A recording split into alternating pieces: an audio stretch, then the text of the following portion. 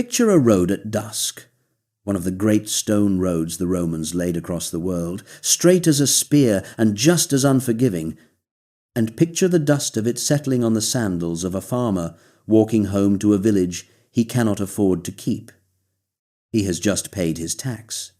He has paid it in coin stamped with the face of a man in a marble palace far to the west, a man he will never see, a man who calls himself the son of a god. The farmer does not call him that. He walks home in the failing light, and somewhere behind him the standards of a legion catch the last of the sun, and he thinks, as his father thought, and his father's father before him, that surely, God has not forgotten. This was the world into which the child would come.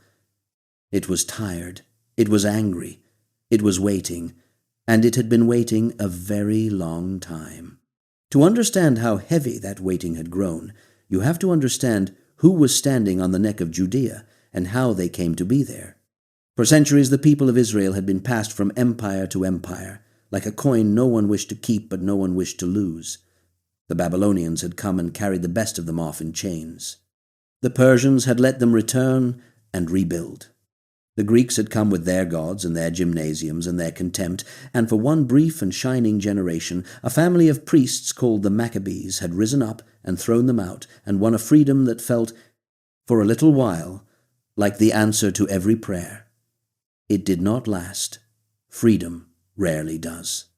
The descendants of those heroic priests turned on one another, and while brother quarreled with brother over a crown that was never truly theirs, a new power was rising in the West, patient and enormous, and it did not bother to knock.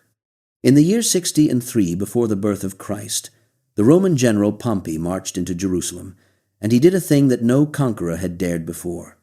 He walked into the temple. He pushed past the priests, past the courts where only the holy could tread, and he entered the innermost room, the Holy of Holies, the empty and sacred dark, where the people believed the very presence of God dwelt. And Pompey, curious as a man peering into a locked cupboard, found nothing there. No idol, no treasure, no God he could recognize. He shrugged and walked out, and to him it was a small thing, a moment's satisfaction of a soldier's curiosity. To the people whose most holy place he had just defiled with his pagan boots, it was a wound that would not close. They understood in that hour that Rome would go anywhere, take anything, and answer to no one. That is the taste that was still bitter in the farmer's mouth on the road at dusk. Yet Rome, in its cleverness, did not always rule with its own hand. It preferred to find a local man, ambitious and useful and pliable, and set him on a little throne to do the ugly work of keeping order. In Judea, that man was Herod, whom flattering tongues called the Great, and whom the mothers of Bethlehem would one day call by a colder name.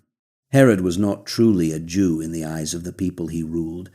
His blood came from Edom, from the old enemy, and he knew it, and it gnawed at him every day of his long and glittering reign. He was a builder of astonishing gifts. He raised fortresses in the desert that seemed to grow out of the rock itself.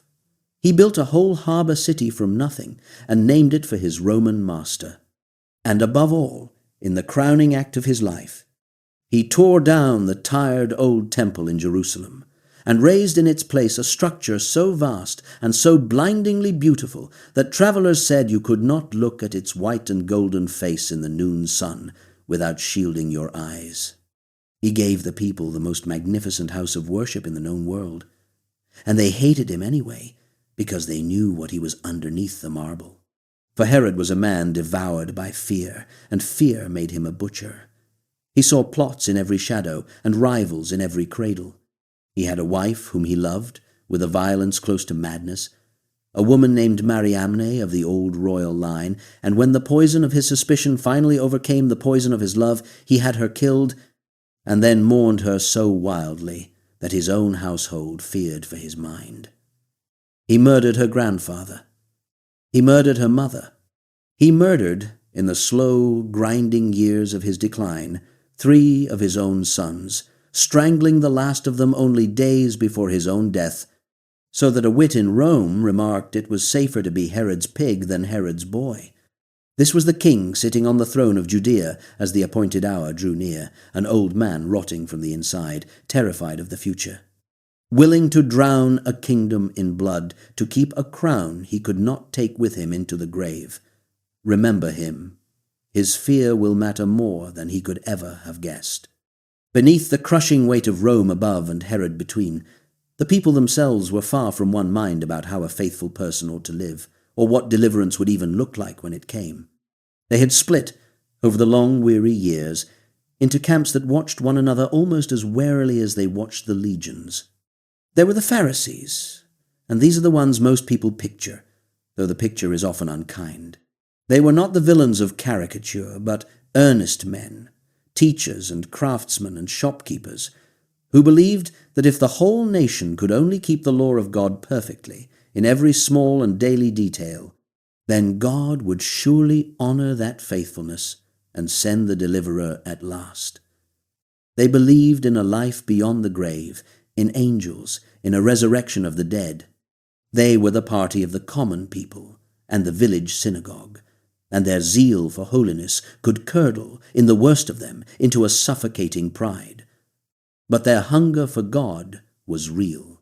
Against them, and above them, stood the Sadducees, and here you found a very different sort of man. These were the aristocrats, the priestly families who controlled the temple and grew rich upon it, the ones who dined with the Roman governors and understood that comfort is best preserved by not asking too many questions. They cared for the here and now, for the temple and its rituals and their own considerable privileges. They did not believe in a resurrection, or in angels, or in a coming life to set the balance right, which is perhaps a convenient thing not to believe when this life has already treated you so very well. When trouble came, and trouble was always coming, the Sadducees could be counted upon to side with order, with Rome, with whatever kept the wine flowing and the incense burning. The people knew it, and the people did not love them for it. Further out, away from the noise of the city, there were the Essenes, and theirs is the strangest and most haunting story of the four. They had looked at the temple, looked at the compromised priests and the collaborating aristocrats and the whole corrupted machinery of the age, and they had decided that the only clean thing left to do was to leave. They withdrew to the wilderness, some of them to the bleak and salt-white shore of the Dead Sea, and there they lived in fierce purity, sharing everything, washing themselves in ritual water again and again, copying out the scriptures by hand in the lamplight, and waiting. They believed themselves the true remnant, the last faithful few, and they believed the end of the age was rushing toward them like a flood. They watched for two deliverers, and they burned with the conviction that God was about to split history in two. They lived and died in that certainty, out where the vipers were, listening for a footstep on the sand. And then there were the zealots, and with them the waiting turned to fire. These were the men who had run out of patience with prayer. They looked at Rome and saw not a burden to be endured, but an abomination to be driven into the sea, and they believed that God helped those who took up the knife on his behalf. They were the sons and grandsons of the old Maccabee spirit, and among them moved a still darker sort, men who carried short blades hidden in their cloaks and slipped through festival crowds to leave a collaborator bleeding in the press of bodies before melting away unseen. They dreamed of a warrior, Messiah, a son of David with a sword in his hand, who would ride into Jerusalem and shatter the eagles of Rome and set a king upon the throne once more. It was a glorious dream. It would one day drown the whole nation in its own blood, but that was still to come. 4 camps, then, 4 answers, and beneath them all, one single unbearable question that would not be silenced. Where is he? And when will he come? For this is the thing you must hold on to above every date and every name. The waiting was real. It was not an abstraction in a scholar's mind, but an ache in the chest of ordinary people who lit their lamps at evening and read the old promises aloud to their children, the promises that a light would rise, that a shoot would spring from a cut-down stump, that a child would be born, and the government would rest upon his shoulder, that God himself would come and wipe the tears from every face. They had held those words through captivity and exile and one occupation after another, and the words had not yet come true, and still they held them, because to let go of them was to let go of God. That is what a hope looks like when it has been carried for 500 years. It grows heavy. It grows strange. And the people carrying it had all quietly agreed on one thing, without ever saying it aloud, that whoever the deliverer turned out to be, he would surely come in power, in Jerusalem, at the center of everything, with the trumpets and the armies and the fire. He would come, instead, to a girl no one had ever heard of, in a village worth nothing, in the far and forgettable north. But her story is the next one, and she does not know it is coming, and neither, for now, does the world that has been waiting so very long. Inside the great temple in Jerusalem, in the cool and smoky quiet of the holy place, an old priest named Zechariah stood alone with a shovel of glowing coals and a fistful of incense, and his hands were shaking. Not from age, though he was old, and not from the weight of the golden censer, though it was heavy. He was shaking because this was the single greatest morning of his long and disappointing life. There were so many priests scattered through the villages of Judea that most of them would live and die without ever once being chosen to burn the incense in that inner room, and the choosing was done by lot, which is to say, by the throw of God, and today the lot had fallen upon him. Outside, beyond the veil, a crowd stood praying in the growing light, waiting for him to finish and come out and bless them. He would not come out for a long time, and when he did, he would not be able to say a word. Zechariah was a good man, married to a good woman, and between them they carried the one sorrow that the world of that age counted as a curse. They had no child. His wife Elizabeth was barren, and the two of them were now well along in years, past the age when hope makes any sense, and they had surely stopped asking God for the thing he had never given them. A man learns, after enough decades, to fold up a certain prayer and put it away. So when a figure appeared at the right side of the altar of incense, standing where no one should have been, terror fell on Zechariah like cold water, and the figure spoke, and told him not to be afraid, and said a thing so impossible that the old priest's heart must have refused it even as his ears received it. Your prayer has been heard. Elizabeth will bear you a son. You will call his name John. He will be a joy to you, and many will rejoice at his birth, and he will go out before the Lord in the spirit and power of the prophet Elijah, to turn the hearts of the people back to their God, and to make ready a people prepared. Now here is where you must feel for Zechariah, because his response is the most human thing in the world, and it cost him dearly. He did not fall down and worship. He did not weep for joy. He asked, reasonably, the question any tired old man would ask. How am I to know this is true? I am an old man, and my wife is well past her years.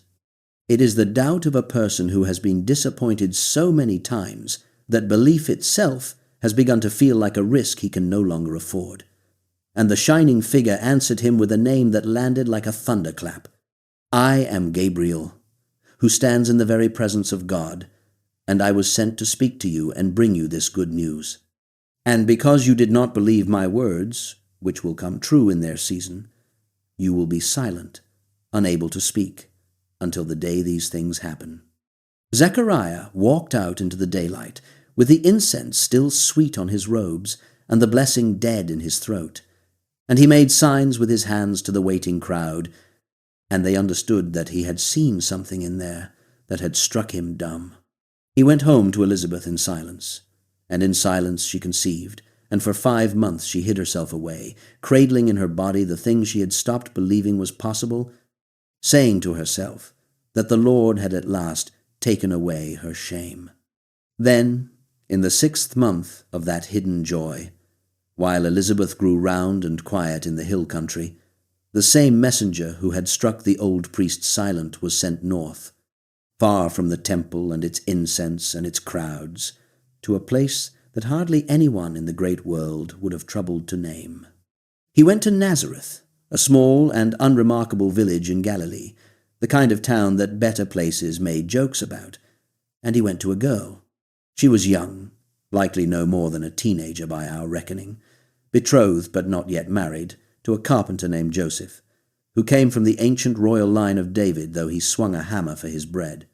Her name was Mary, and she had a plan for her life, the ordinary and precious plan of a young woman in a small town. A marriage, a household, children, the quiet rhythm of days. Gabriel walked into that plan and undid it forever with a greeting. "Rejoice, favored one. The Lord is with you." Mary was troubled by these words, and well she might be, for angels did not stroll into the homes of village girls, and the words themselves were too large for the room. She turned them over, frightened, trying to work out what such a greeting could possibly mean.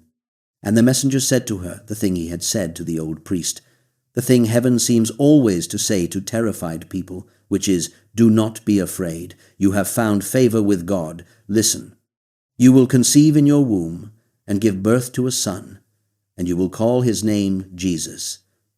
He will be great, and will be called the Son of the Most High. The Lord God will give him the throne of his father David, and he will reign over the house of Jacob forever, and of his kingdom there will be no end." Feel the weight of that for a moment, dropped into the lap of a girl in a nothing town. Every word of it reaches back across 500 years of aching hope, back to the promises the people had carried through exile and occupation, the promise of a king from David's line whose reign would never fail. All of it, the whole unbearable longing of a nation, was being spoken over one young woman's head in a room in Nazareth. And Mary, to her everlasting credit, did not faint and did not flee. She asked a real question, and it was not the doubting question of the old priest, but the honest question of a girl who knew exactly how babies were and were not made. "How will this be, since I have not been with a man?" She was not refusing. She was trying to understand. And the answer she received was stranger and greater than anything Zechariah had been told.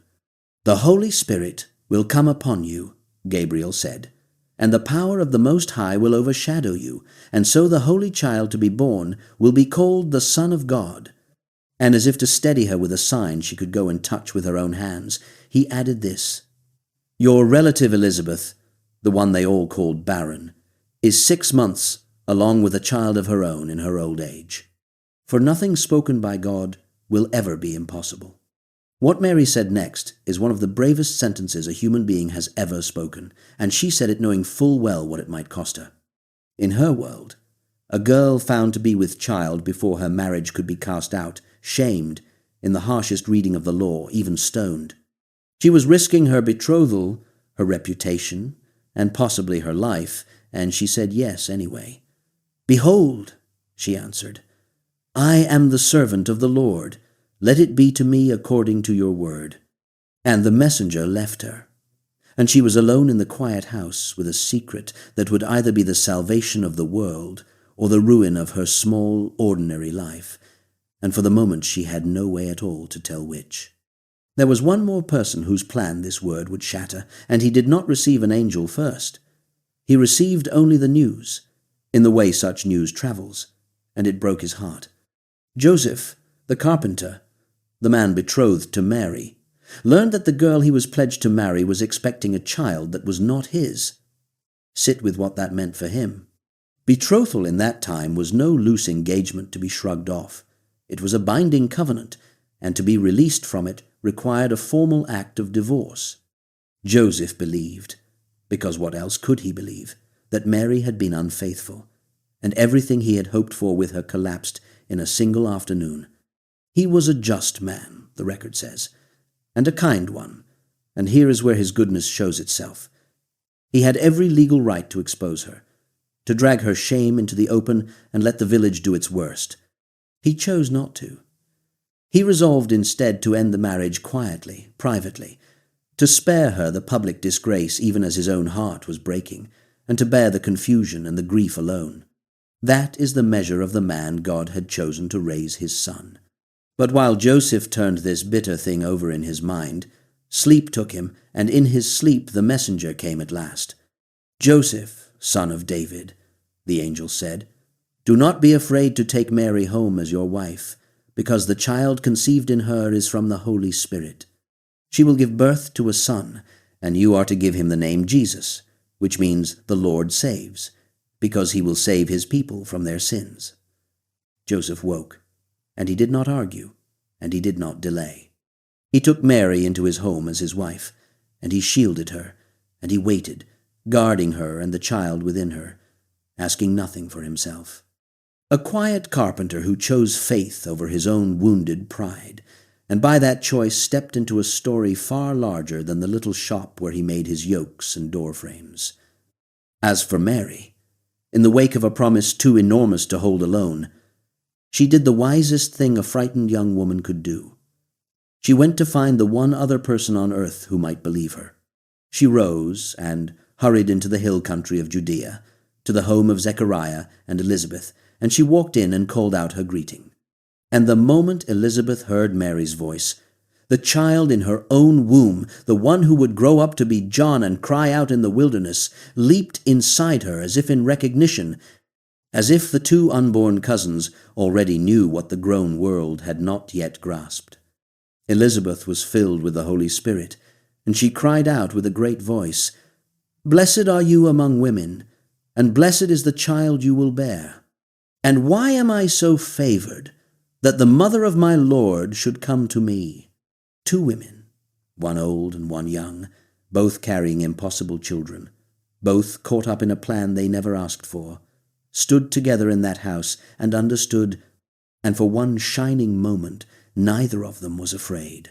And Mary answered with a song that has echoed down every century since, in which a village girl declared that her soul magnified the Lord, that God had looked upon someone of no importance whatsoever, and would from that day be called blessed by all generations, that the proud would be scattered and the mighty pulled from their thrones, and the humble lifted up, and the hungry filled with good things, while the rich were sent away empty.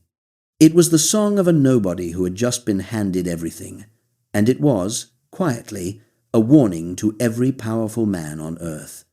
She stayed with Elizabeth about 3 months, until the old woman's time drew near, and then she went home to Nazareth to face whatever waited for her there, carrying inside her the hope that a weary and waiting world had almost given up on. She came home to Nazareth carrying the hope of a weary world beneath a plain woolen dress, and for a few short months she was simply a young wife in a small house, learning the shape of the life she had agreed to. And then the wider world, which had never once bothered to learn her name, reached down and rearranged her body's most difficult hour for its own convenience.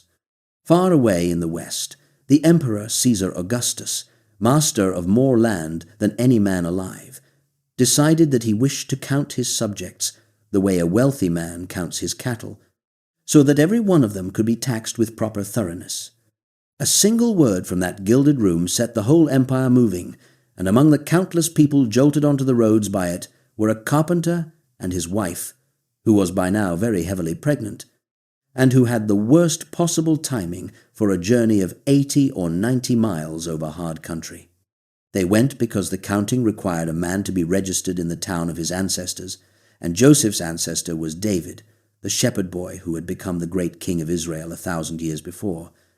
And David's town was Bethlehem. So the pair of them turned their faces south and walked the long way down through the hills, the girl swaying on a beast of burden if they were fortunate, and on her own 2 feet if they were not. And every mile of it must have been an agony she bore in silence. Consider the strangeness of it.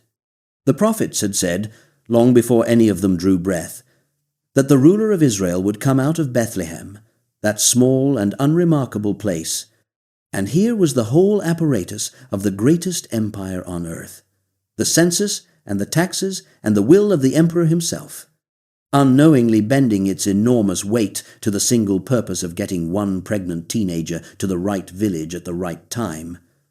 Augustus thought he was filling his treasury. He was running an errand for heaven, and he never knew it. They arrived exhausted into a town bursting at the seams, every other traveler in the region, having been dragged there by the same decree, and there was no room for them. This is the detail that has echoed down through every generation since, the plain and shaming fact that when the moment came, the world had no space to spare. So the child who would be called the Son of the Most High was born in the meanest sort of shelter, a place where animals were kept, warm with the breath of beasts and sharp with the smell of them, and his mother wrapped him in strips of cloth and laid him in a feeding trough because there was nothing else to lay him in. Think on that. The deliverer the nation had prayed for through 5 centuries of longing did not come down into a palace with trumpets, the way even the poorest of them had assumed he must. He came out of a frightened young woman in the dark, in a stable, in a town too crowded to notice, and his first bed was the box the cattle ate from. If you had been in Bethlehem that night, going about your ordinary business, you would have walked right past the most important door in the history of the world and never once looked up. But the sky looked down. Out in the fields beyond the town there were shepherds keeping the night watch over their flocks, and shepherds were not fine men. They were rough, poor, often distrusted, the kind of workers a respectable family kept at arm's length, and they had drawn the low job of sitting out in the cold and the dark while everyone softer slept. To these men, and not to the priests or the aristocrats or the learned scholars of the law, an angel of the Lord suddenly appeared, and the glory of God blazed all around them, and they were absolutely terrified, as any sane person would be. "Do not be afraid," the angel told them, in the same tender words the messengers of God seemed always to need to say first, because the arrival of heaven is a frightening thing before it is a comforting one. "I bring you good news of great joy that will be for all the people. Today, in the town of David, a Savior has been born to you. He is the Messiah, the Lord. And here is your sign," the angel said, and it was the humblest sign ever given to announce the greatest event. "You will find a baby wrapped in cloths and lying in a manger." Then the single messenger became a multitude, a great army of the armies of heaven, and the whole shining host of them praised God together, singing glory in the highest and peace on earth. And then, as suddenly as it had opened, the sky closed again, and the shepherds were alone in the ordinary dark, with their hearts hammering. They did not sit around debating whether it had really happened. They went at once, hurrying into the town, and they found it exactly as they had been told, the young mother and the quiet carpenter and the child in the feeding trough. And they told everyone who would listen what had been said to them out in the fields. People were amazed, though we are not told that any of them did anything about it, which is a very human detail. Mary, for her part, said nothing.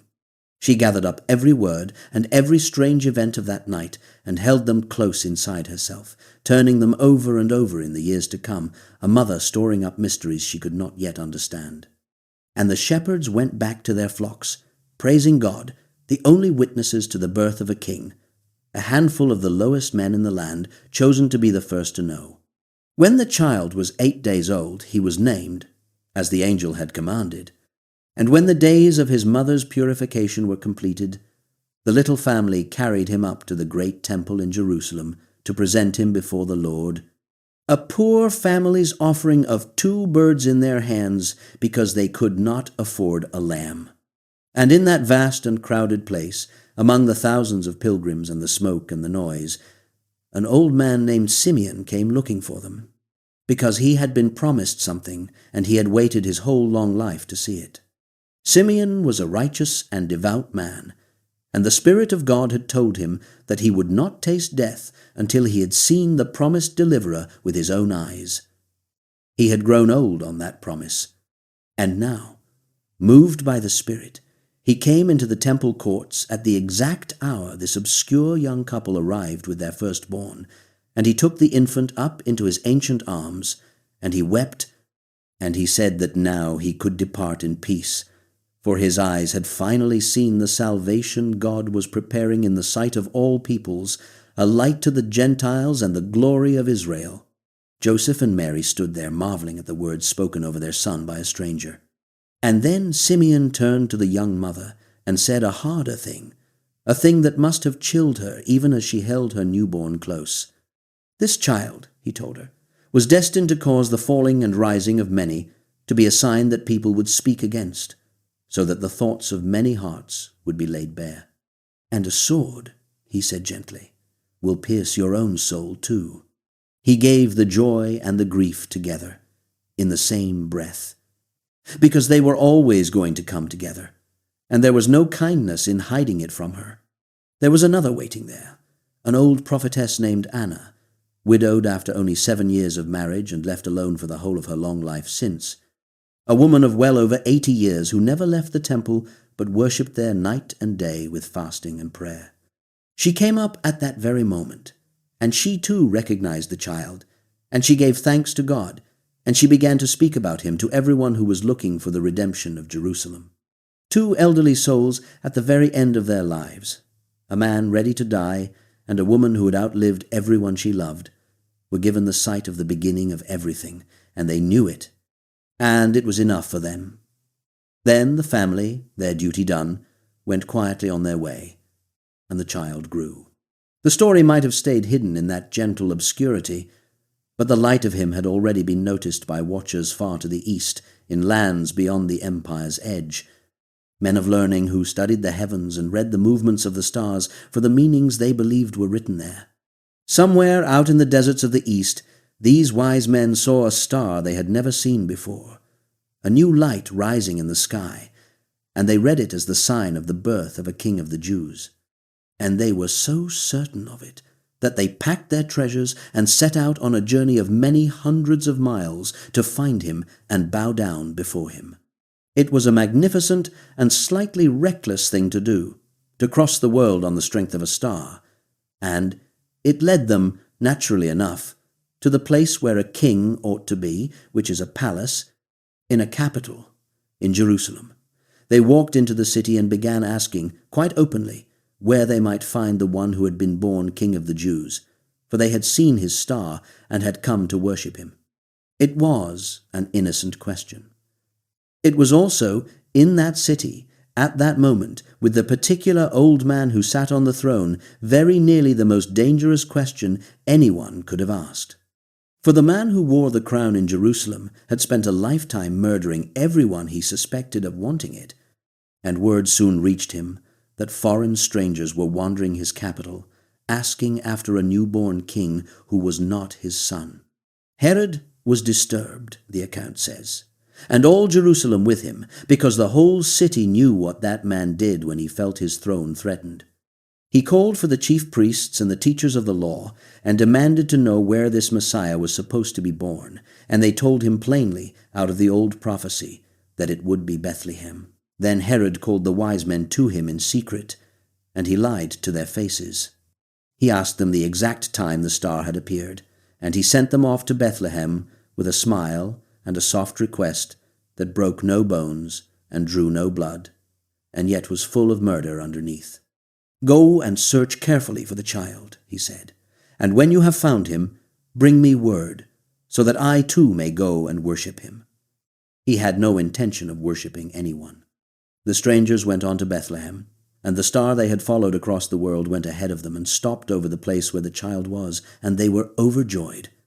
They went into the house and saw the young child with Mary, his mother, and they fell down and worshipped him.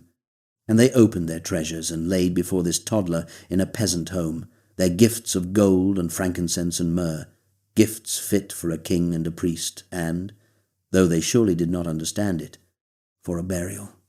And then, warned in a dream not to go back to the man who had smiled at them in Jerusalem, they slipped quietly out of the country by another road and went home, leaving the old king on his throne, waiting for a report that would never come, his patience running out, his fear turning slowly and terribly toward the only kind of solution he had ever known. In a palace built to overawe anyone who entered it, an old man sat up through the nights and waited for men who were never going to come. He was ill by now, his body failing him in slow and humiliating ways, and power had never felt so much like a trap. He had asked the strangers from the east to bring him word of the child, and the strangers had vanished, and the longer the silence stretched, the more clearly he understood that he had been played. Grown men, foreigners, had looked into his smiling face, taken his instructions with a bow, and then quietly decided he was not to be trusted, and they had been right. That was the thing that undid him. Not the child, whom he had never seen, but the humiliation of being outwitted, the unbearable knowledge that somewhere out in his own little kingdom there was a boy the heavens had marked as a king, and that clever men had crossed the world to kneel to that boy, while nobody at all came to kneel to him. His whole long life had been an argument that he was the king, that the crown was his, and now a rumor and a star had made a mockery of it. And when this particular man felt mocked, people died. He did not know which house held the child. The wise men had robbed him of that, and so he could not send a quiet knife to a single door the way he had done so many times before.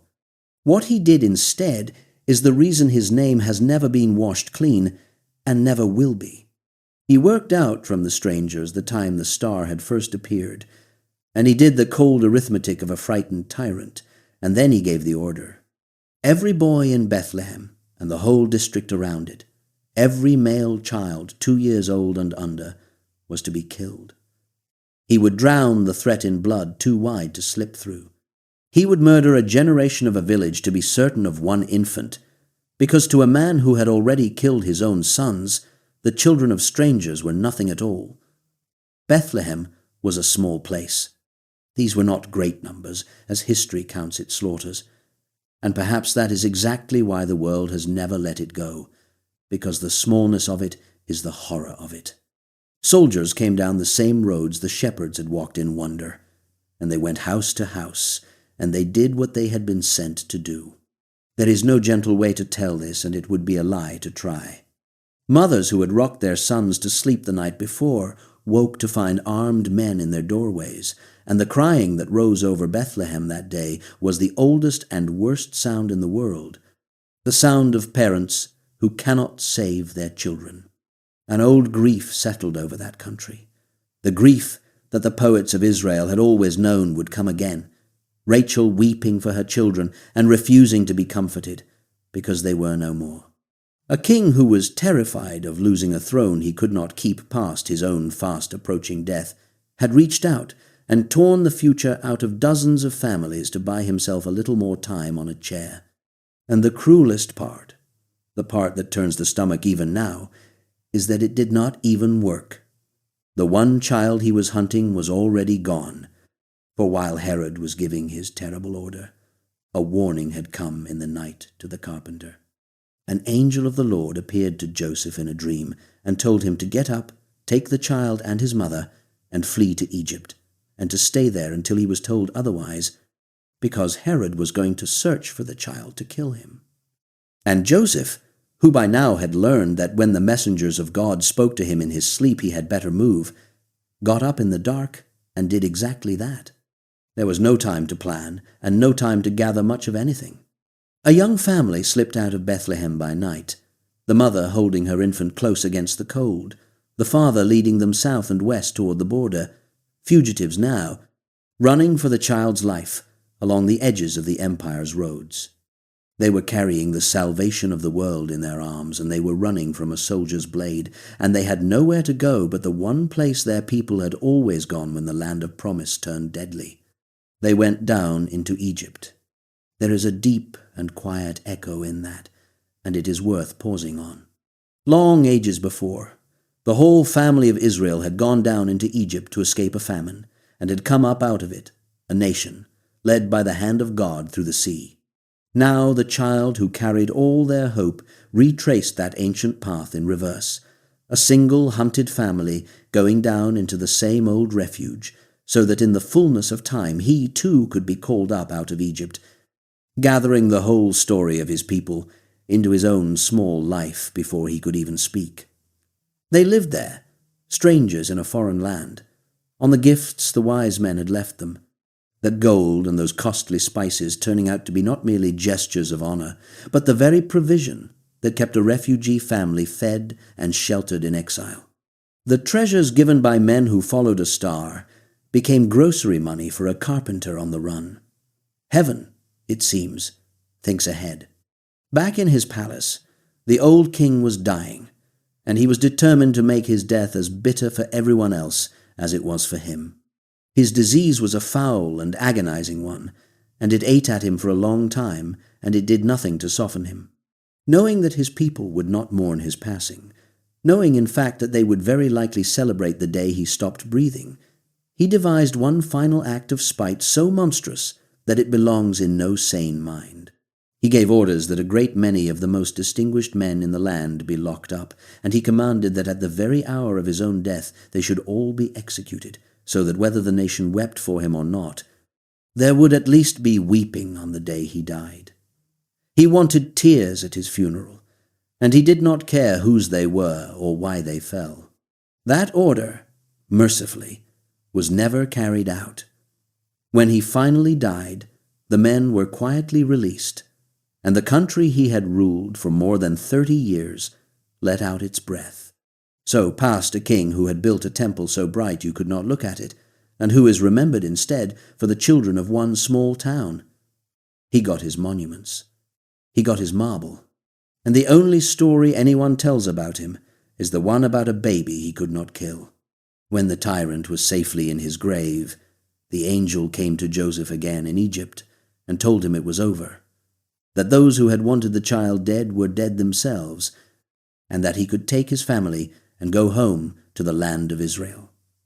So the carpenter gathered them up once more and turned north, back along the roads he had fled, toward the country that had tried to murder his son. But home is a complicated word for a family like this one, and the news that met Joseph on the way made him afraid all over again. Herod was dead, but Herod's son Archelaus was now ruling over Judea, and Archelaus had already shown himself to be his father's child in all the worst ways, cruel and unstable and quick to spill blood. To go back to Bethlehem, so close to that throne, was to walk back into the shadow of the same danger under a new name. And once again Joseph was warned in a dream, and once again he obeyed, and instead of settling in the south, where kings and prophets had always looked for the Messiah, he took his family far away to the north, back to the obscure hill country of Galilee, back to the very village they had come from, a place called Nazareth. And so the strangest homecoming in the story brought the child of the promise not to a palace or a temple or the royal town of David, but to a poor and mocked little settlement in the least regarded corner of the land, where he would be called, with a faint sneer, a Nazarene. The people who had waited 500 years for a deliverer had always assumed he would rise up at the center of everything, in glory, surrounded by power. Instead, he was tucked away at the ragged edge of it, growing up in a nowhere town under a name that people used as an insult, hidden in plain sight from the very nation that was longing for him. There would be no more angels for a long while, no more stars, no more slaughter, no more flight by night. There would be only the slow, ordinary years of a boy in a carpenter's house, and the great silence would close over the story again, as though nothing extraordinary had happened at all. But something had happened, and it could not be undone. A king had tried to kill the future, and had failed, and had died, and was gone. The child had been carried down into Egypt, and brought up out of it, and had walked, before he could walk, the whole road of his people's memory. And now he was home, in Nazareth, safe at last, a boy like any other boy in the eyes of the neighbors, sawdust on the floor, and a mother who watched him with a love, shot through by an old man's warning about a sword. What that boy did with the long hidden years, and the single startling moment when the child everyone had overlooked let the world see, just for an instant, exactly who was living quietly among them, is where the story goes next. The workshop smelled of cut wood and warm dust, of the sharp resin that wept from a fresh plank and the old sweat soaked into the handles of the tools. And in that small, bright-shadowed room, a boy stood at his father's elbow, learning how to make a straight line. This is where the greatest life in human history spent most of its days, and there is almost nothing to tell about it. And that emptiness is not a failure of the story. It is the story. For 30 years, give or take, the child that shepherds had knelt to and wise men had crossed the world for lived like every other boy in the village and grew up like every other boy, and did the ordinary things that no one thinks worth remembering, and no one remembered them. The one who would be spoken of in every language under heaven passed the great bulk of his time on earth in a way so unremarkable that not a single soul thought to write a word of it down. He hid in plain sight, in an apron, with splinters in his hands, and the world went on, ignoring the most important door it had ever failed to open. We are given exactly one glimpse into those hidden years, one small window cut into 3 silent decades, and it is enough to break your heart a little and to raise the hair on your arms.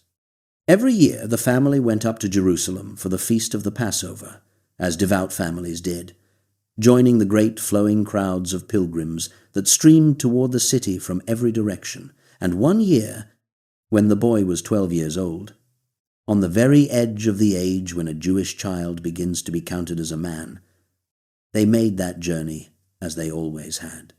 When the days of the feast were finished, the vast caravan of Nazareth folk turned for home, a long noisy river of relatives and neighbors and children, and somewhere in the safety of that familiar crowd, Joseph and Mary assumed their son was walking too, with cousins, with friends, with the other boys, the way he always did. They went a full day's journey before they discovered he was not there at all. Sit with that moment as a parent, because the account wants you to. The slow turn from mild puzzlement to real worry, to the cold plunge of terror as they asked one relative and then another and then everyone, and the answer kept coming back the same: no, he is not with us. We have not seen him. Their child was gone, left behind in the largest and most dangerous city they knew, and they had walked a whole day away from him without noticing.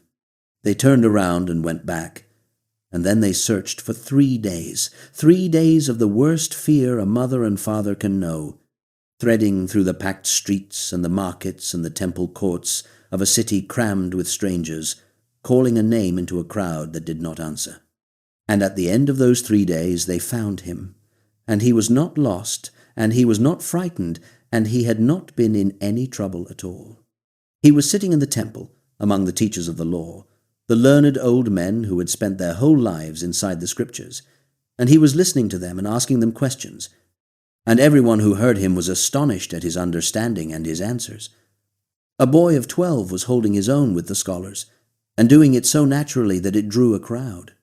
His mother, when she reached him, said the thing any mother would say, and there is a whole world of love and exhaustion and fright packed into her words. "Son, why have you treated us like this? Your father and I have been searching for you in great anxiety." And the boy's reply, the very first words we are ever given from his mouth, are gentle and bewildered and quietly enormous all at once. "Why were you searching for me?" he asked. "Did you not know that I had to be in my father's house about the business of my father?" Look closely at what he did there. His mother said, "Your father," meaning Joseph, the good man who had raised him. And the boy answered by speaking of a different father altogether, and he said it as though it were the most obvious thing in the world, as though he could not imagine they would look for him anywhere else. It was the smallest possible crack in the ordinary surface, one sentence from a 12-year-old, and through it you can see straight down into everything that was coming. They did not understand what he meant. Of course they did not. And then, having said it, he simply stood up and went back down to Nazareth with them and was obedient to them, and Mary, as she had done since the night in the stable, gathered the strange words into her heart and kept them there, turning them over in the years of quiet that followed. And there was so much quiet. He went home, and the window closed again, and for something like 18 more years the story tells us nothing, because there was nothing that the world counted as news. He grew, we are told simply, in wisdom and in stature, and in favor with God and with the people around him. And that single unhurried sentence is asked to carry the whole weight of a man's entire youth and early adulthood. He became a craftsman, working the wood as Joseph had taught him, and it was hard, honest labor that put calluses on the hands that would one day be nailed to a beam of the same material he had shaped 1,000 times. A few miles over the hills, a great city was rising, being rebuilt in stone and timber, and a skilled builder from a poor village could find work there. So it is easy to imagine those hands busy on scaffolds and door frames and yokes for oxen, doing the plain, useful things that hands were made for, year after unremarkable year.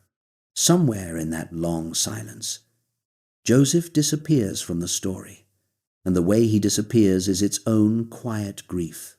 He is there in the workshop, and there in the temple, and there in the frightened search through Jerusalem, and then he is simply never mentioned again. And by the time the Son begins his public life, it is Mary alone who is spoken of, Mary and the brothers and sisters, but never the carpenter. The gentlest reading of that silence, and the one that fits the shape of it, is that Joseph laid down his tools for the last time during those hidden years and did not get up, and that the eldest son closed his father's eyes and then took up the trade and the burden of the household himself, becoming the man who provided for his mother and the younger children, the older brother the family leaned on. If that is how it went, and it has the ring of truth, then the one who came to save the world first spent long, ordinary years simply keeping a family fed. And there is a strange holiness in that, which is easy to miss. He was not idle in the hidden years. He was faithful in them, in small things, in unseen things, in the daily unglamorous work that no one applauds and no one records. He had brothers, James and Joseph and Simon and Judas, and he had sisters too, and he grew up in the noise and closeness of an ordinary crowded home, sharing meals and quarrels, and the long walk to the synagogue every Sabbath, where week after week he heard the scriptures read aloud, the law and the prophets and the Psalms, the promises his people had been clinging to for centuries.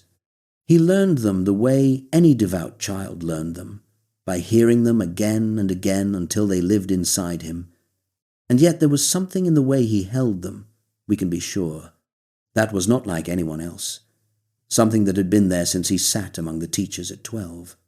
The village watched him grow from a boy into a young man, into the local carpenter, the reliable one you called when you needed a table mended or a roof beam set true, and not one of them suspected. They had known him too long, and too ordinarily. Familiarity had made him invisible. The neighbors who had watched him grow up would one day be the very people most offended that he dared to be anything more than the workman they remembered, because is this not the carpenter, they would sneer. Do we not know his mother and his brothers? And the plain answer was that they knew him not at all.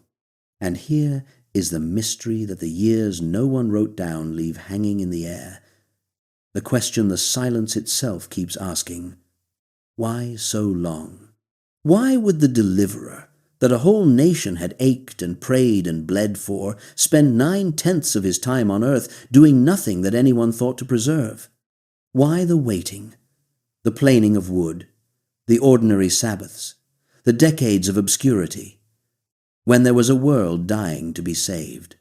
The story does not answer it, and it does not apologize for not answering it, and there is a kind of quiet defiance in that. Perhaps the answer is that the ordinary years were not a delay before the important part, but were themselves part of what he came to do. That a life which was going to redeem every ordinary human life had first to be, fully and without shortcut, an ordinary human life. Perhaps he sanctified the workshop and the family table and the long, unremarkable years precisely by living them, so that no one who ever afterward toiled in obscurity, unseen and uncelebrated, could say that God did not know what that felt like from the inside. The silence, when you hold it up to the light, is not empty, it is full. Then, when he was about 30 years old, when he had spent a lifetime being no one the wider world had heard of, a sound began to travel up from the south, out of the harsh country by the river, where a wild and burning man in rough clothing had started to shout at the crowds about repentance and a kingdom that was almost here. People were leaving their villages to go and hear him. Something was stirring at last. And in a workshop in Nazareth, a carpenter listened and knew that his time had finally come and set down his tools. Out where the land gives up on farming and the green dies away into rock and heat and silence, down in the deep scar of the earth where the Jordan runs toward the salt sea, a strange figure had come to stand in the shallows and shout. He wore a rough garment woven from camel hair, cinched at the waist with a leather belt, and he ate whatever the desert grudgingly offered, the locusts that swarmed the scrub, and the wild honey he could rob from the rocks. And he looked and sounded like something out of the old stories, like one of the fierce prophets of ancient days walked straight up out of the past.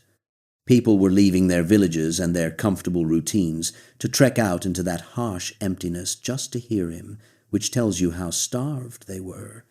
Because you do not walk into a wilderness to be scolded, unless some part of you already knows you need to be.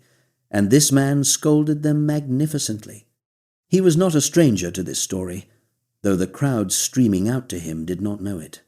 He was the child whose coming had struck an old priest dumb in the temple, the son Elizabeth had borne in her old age after a lifetime of empty arms. The baby who had leaped in her womb when a pregnant girl from Nazareth walked through her door. That infant had grown up out in the wild places, and now he was John, and he burned. He preached a baptism of repentance, calling the people to turn away from the rot in their own lives and be washed in the river as a sign that they meant it, and he did not soften a single word to make it easier to swallow. When the smug and self-satisfied among the religious classes came out to inspect him, he greeted them not with deference but with fury, calling them a brood of vipers and demanding to know who had warned them to flee from the coming wrath. He told them that being born into the right family saved no one, that God could raise up children of Abraham from the very stones at their feet, and that the axe was already lying at the root of the trees. He was impossible to flatter and impossible to buy, and that is exactly why the crowds believed him. A man who wants nothing from you can afford to tell you the truth. But for all his fire, John knew precisely what he was, and more importantly, he knew what he was not. When the excitement around him grew so great that people began to wonder aloud whether he himself might be the promised deliverer, he crushed that idea flat without a moment's hesitation. "I baptize you with water," he told them, "but one is coming after me who is mightier than I am, whose sandals I am not even worthy to stoop down and untie. He will baptize you with the Holy Spirit and with fire." Here was a man at the height of his fame, with the whole country hanging on his words, and he spent that fame pointing away from himself toward someone else, someone not yet arrived, insisting over and over that he was only the voice, only the one sent ahead to get the road ready. There is a rare and difficult greatness in a man who understands that he is the opening and refuses to pretend he is the whole story, and John had it, and he would need every ounce of it for what his life had in store. Then, one day, among the ordinary crowd of sinners wading out to be washed, the carpenter from Nazareth came down to the river. And something in John recognized him at once, and it stopped the wild prophet cold.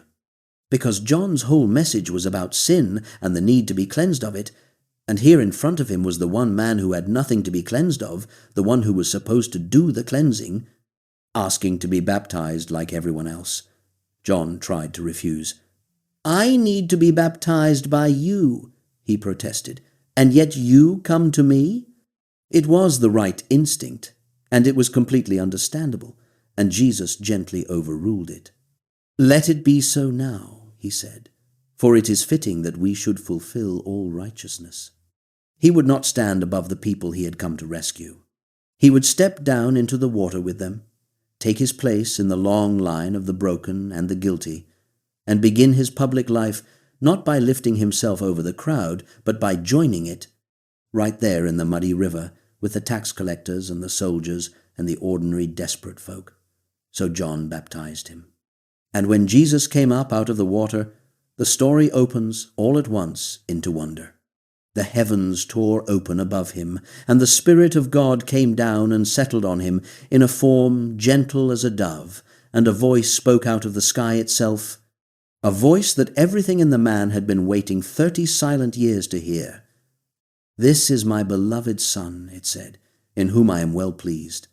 Consider the whole of it together, because it is one of the few moments where the curtain is pulled all the way back. There is the Son standing in the river, dripping and human. There is the Spirit descending upon him like a bird. And there is the Father's own voice, claiming him openly before he had preached a single sermon or worked a single wonder, loving him and delighting in him before he had done anything at all to earn it. Whatever the long hidden years had been, they ended here, with the sky split open and heaven's approval spoken aloud over a man who had spent his life until this moment entirely unknown. The carpenter was a carpenter no longer.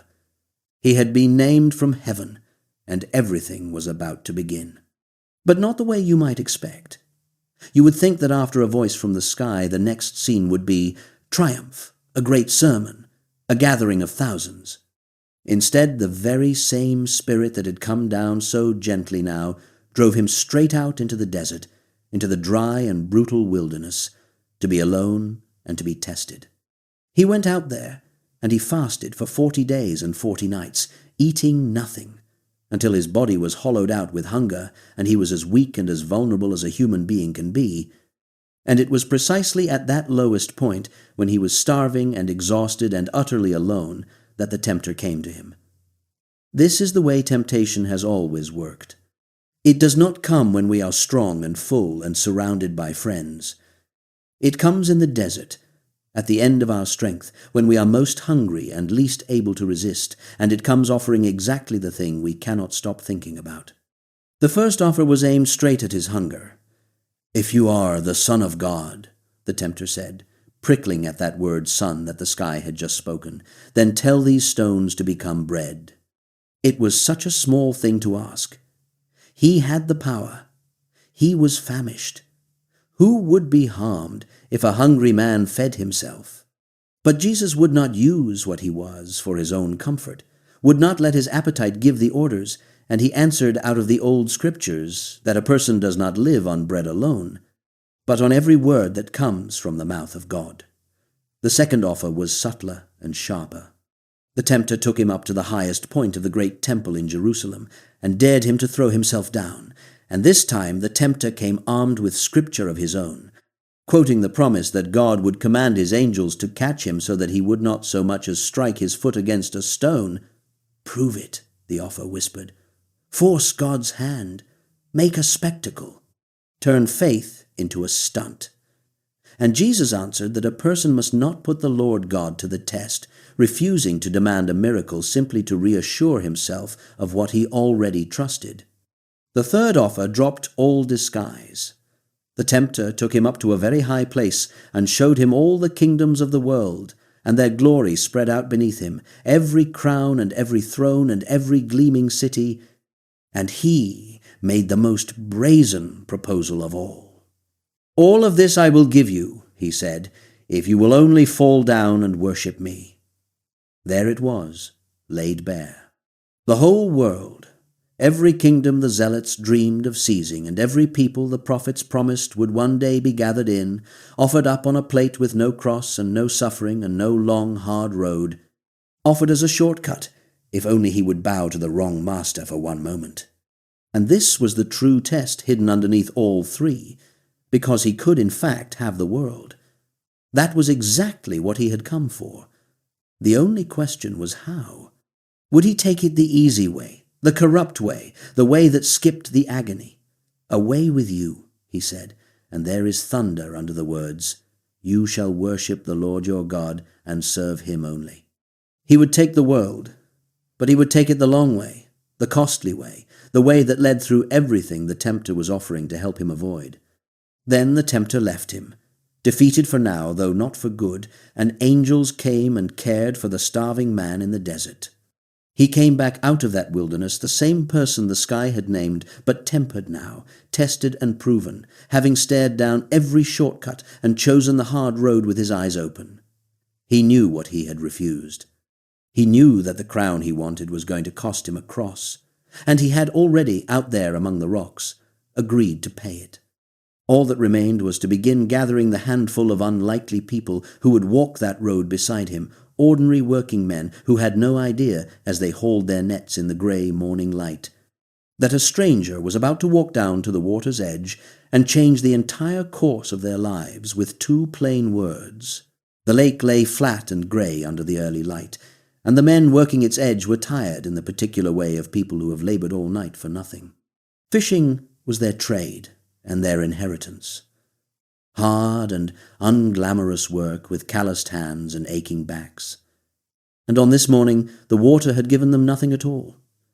They had rowed out into the dark, cast their nets again and again, and hauled them up empty every time, and now they were washing those useless nets in the shallows and thinking about a wasted night and an empty market stall.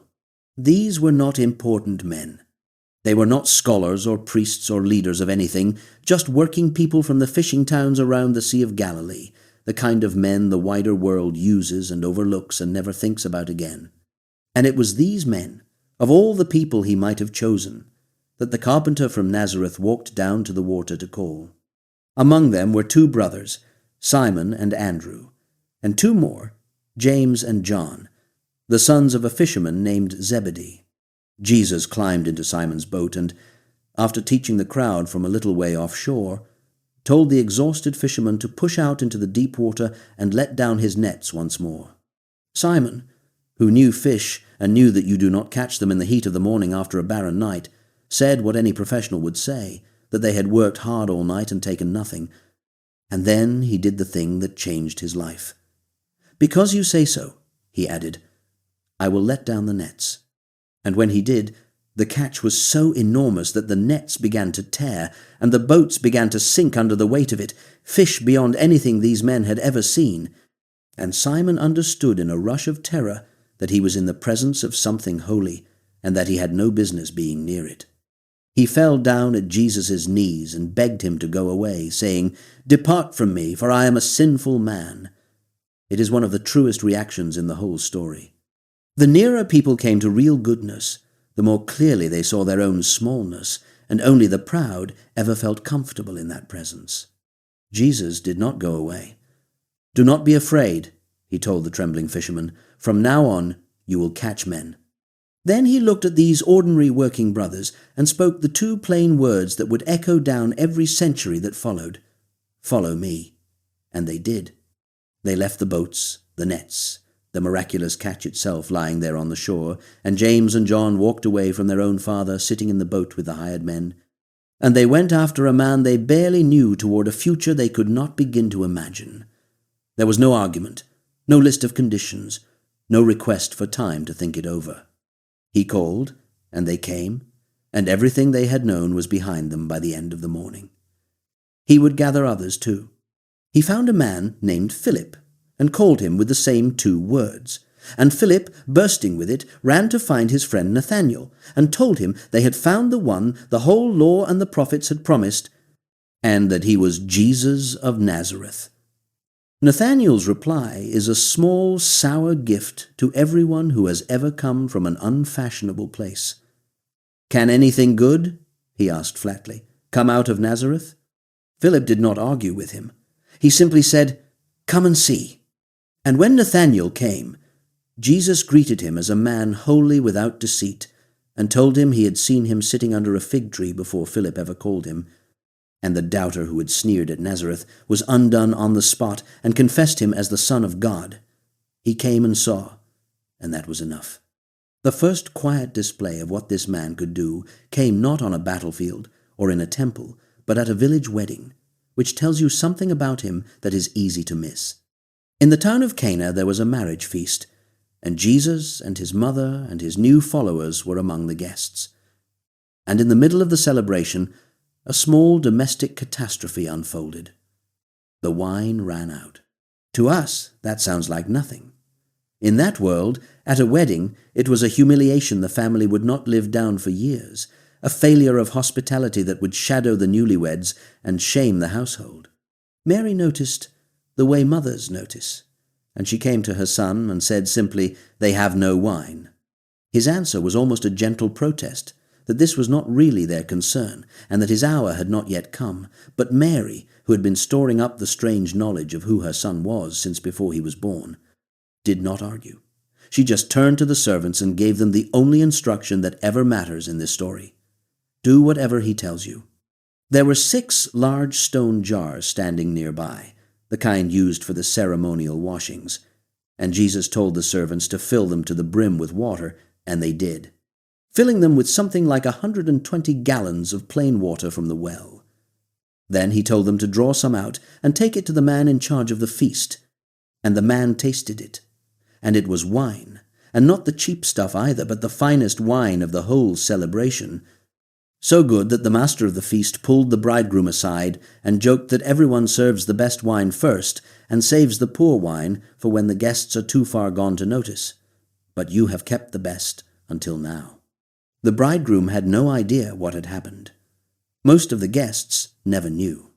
A handful of servants and a few new disciples were the only ones who understood that the water had been changed and that a whole new kind of power had quietly entered the world, not with thunder, but at a party, to save a young couple from embarrassment. He began his public works by turning a small private disaster into joy, and there is a whole sermon hidden in that if you care to look for it. Word of him began to spread, and it reached even the careful, respectable men who had the most to lose by being interested. One of them came looking for answers, but he came at night. His name was Nicodemus, and he was a Pharisee and a member of the ruling council, a man of standing and reputation, and he could not risk being seen consorting with an unschooled teacher from the north, so he waited for the cover of darkness and came in secret. He came with a compliment, acknowledging that no one could do the things this teacher did unless God was with him, and Jesus cut straight past the flattery to the thing Nicodemus had really come to find. "No one," he told the astonished official, "can see the kingdom of God unless he is born again." Nicodemus, so learned and so literal, was baffled. "How can a man be born when he is old?" he asked. "Can he enter his mother's womb a second time?" And Jesus spoke to him about being born of the Spirit, about a wind that blows where it pleases so that you hear the sound of it but cannot say where it comes from or where it goes, about a birth that is not of the flesh at all. Then he said to this cautious man who had crept through the dark to find him the words that would one day be carved over the whole faith, that God so loved the world that he gave his only Son, so that whoever believed in him would not perish but have everlasting life, and that the light had come into the world, but people loved the darkness rather than the light, because their deeds were evil. Nicodemus, who had come by night precisely to stay in the shadows, went away with those words ringing in him, and it would take him a long time and a great deal of courage to finally step into the light. And then, to show you exactly how wide this man's heart ran, set beside the cautious nighttime visit of the respectable insider, the story of the person he chose to reveal himself to most plainly, who was the exact opposite of Nicodemus in every possible way. Passing through the region of Samaria, a place devout travelers usually went out of their way to avoid because the Jews and the Samaritans had despised each other for generations, Jesus stopped, tired and thirsty, at an old well in the heat of the noonday sun, while his followers went to buy food. A woman came alone to draw water, and the fact that she came at noon, in the worst heat, when no one else would be there, tells you she was avoiding people, that she was a woman with a reputation who preferred the empty hour to the whispers of her neighbors. And Jesus, a Jewish man, a religious teacher, spoke to her, this Samaritan, this woman, this outcast, and asked her for a drink, and in doing so broke every social rule at once. She was astonished that he would even speak to her. He offered her living water, water that would become in her a spring welling up to eternal life, so that she would never thirst again. And when she asked for it, he told her, gently and without cruelty, to go and call her husband. And when she said she had no husband, he told her the truth of her own life. that she had had 5 husbands, and the man she was with now was not her husband at all. He knew everything about her, all of it, the whole sad tangle of it, and he had not walked away. She tried to change the subject to religion, to the old argument about the right mountain to worship on, and he lifted her up out of that argument entirely, telling her that the hour was coming when true worshippers would worship the Father in spirit and in truth, no matter the mountain. And then, to this woman with the ruined reputation, drawing water alone in the heat because the town would not have her, he said the thing he had said openly to almost no one. When she spoke of the Messiah who was to come, he answered plainly, "I who speak to you am he." He revealed himself first, not to the council or the priests or the careful Pharisee, but to a Samaritan woman at a well at noon. And she left her water jar sitting in the dirt and ran back into the very town she had been avoiding and told everyone, "Come and see a man who told me everything I ever did." And because of her, many of them believed. The insider had crept to him in the dark and gone away quiet. The outcast met him in broad daylight and could not keep silent. That is the pattern of this whole story in miniature, and he was only just beginning. Soon he would climb a hillside with the crowds gathering thick around him, sit down in the way a teacher sits down when he means to say something that matters, and begin to speak in a way no one had ever heard, blessing all the wrong people and turning every rule the world lived by completely upside down. They came up the slope in the morning and sat down in the grass. And if you had stood at the top and looked back over that gathering crowd, you would have seen the losers of the world assembled in one place. There were the poor, who owned almost nothing, the sick, who had spent everything they had on cures that failed, the grieving, the anxious, the ones ground down by tax and by occupation, and by their own quiet failures, people who had been told their whole lives, in 100 small ways, that they did not matter. The powerful were not here. The powerful were in the cities, at the tables of the powerful. Up on this ordinary hillside there was only the ordinary crowd, and the man sat down in front of them the way a teacher sits when he is about to say something he means, and a hush went out across the grass, and then he began to speak.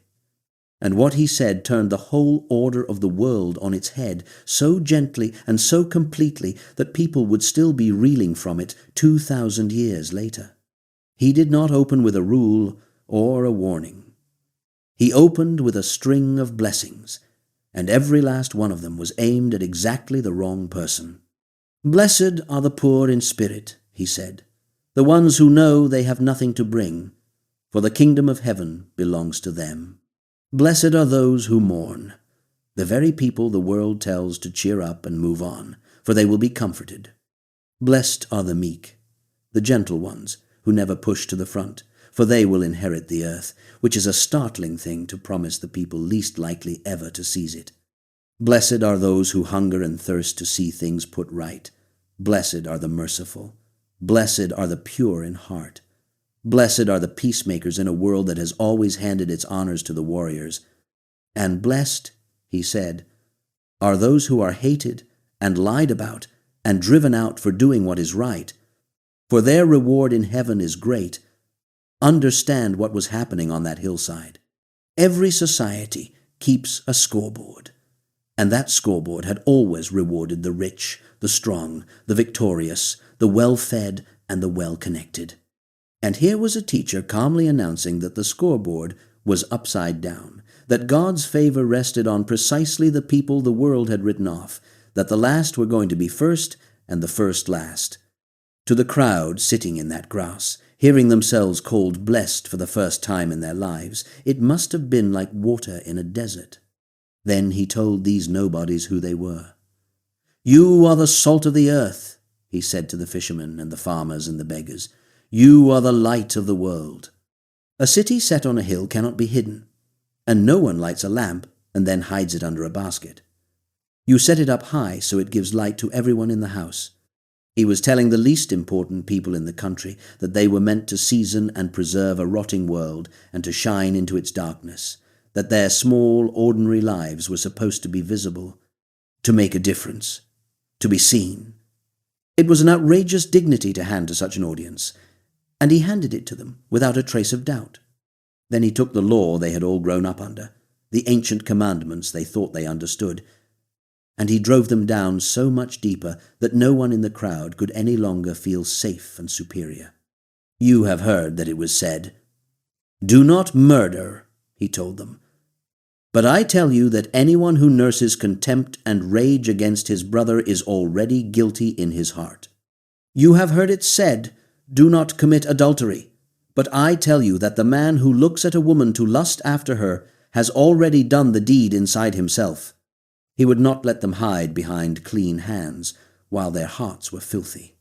He took vengeance, that most satisfying of human appetites, and he forbade it outright. "Do not repay evil with evil," he said. "But if someone strikes you on one cheek, turn to him the other. And if a man forces you to carry his load 1 mile, carry it 2. And then he asked of them the single hardest thing any teacher has ever asked. "You have heard that you should love your neighbor and hate your enemy," he said.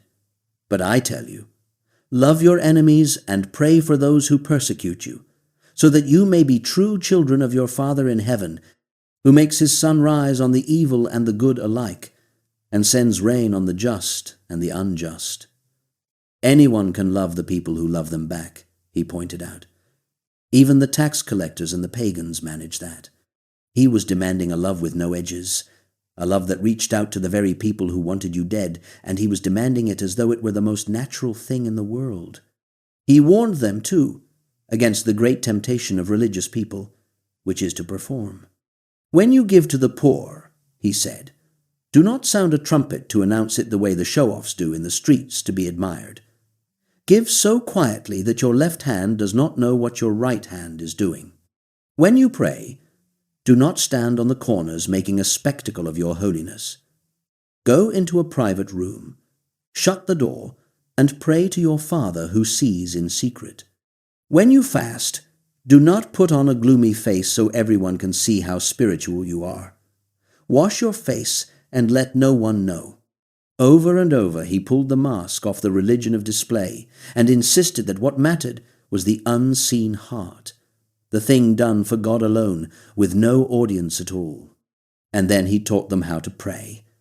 And the prayer he gave them was so short and so plain that a child could hold it, and yet the whole of a life fits inside it. "Pray like this," he said. "Our Father in heaven, may your name be honored as holy. May your kingdom come, and may your will be done here on the earth, just as it is done in heaven. Give us this day the bread we need for today.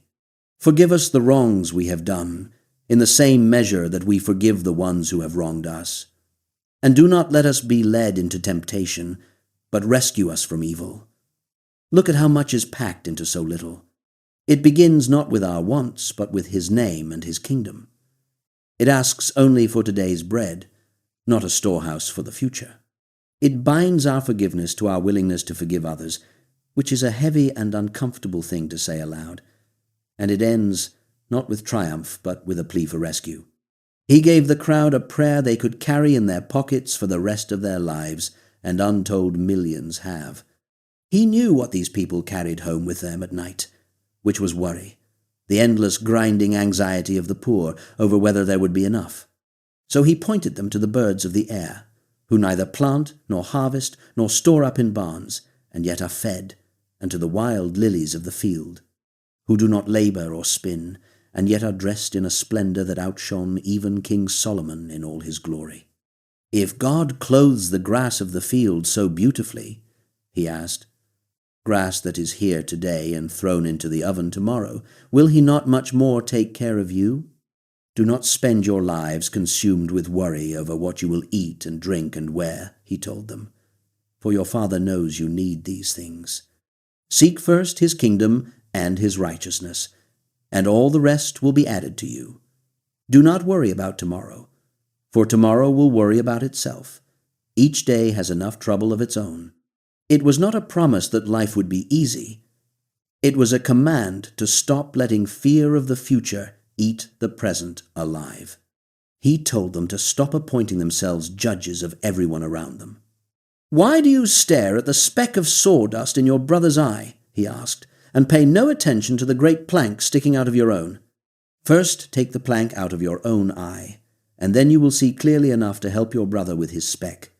And he gave them a single rule to carry into every dealing with another human being. A rule so simple and so complete that it has never been improved upon.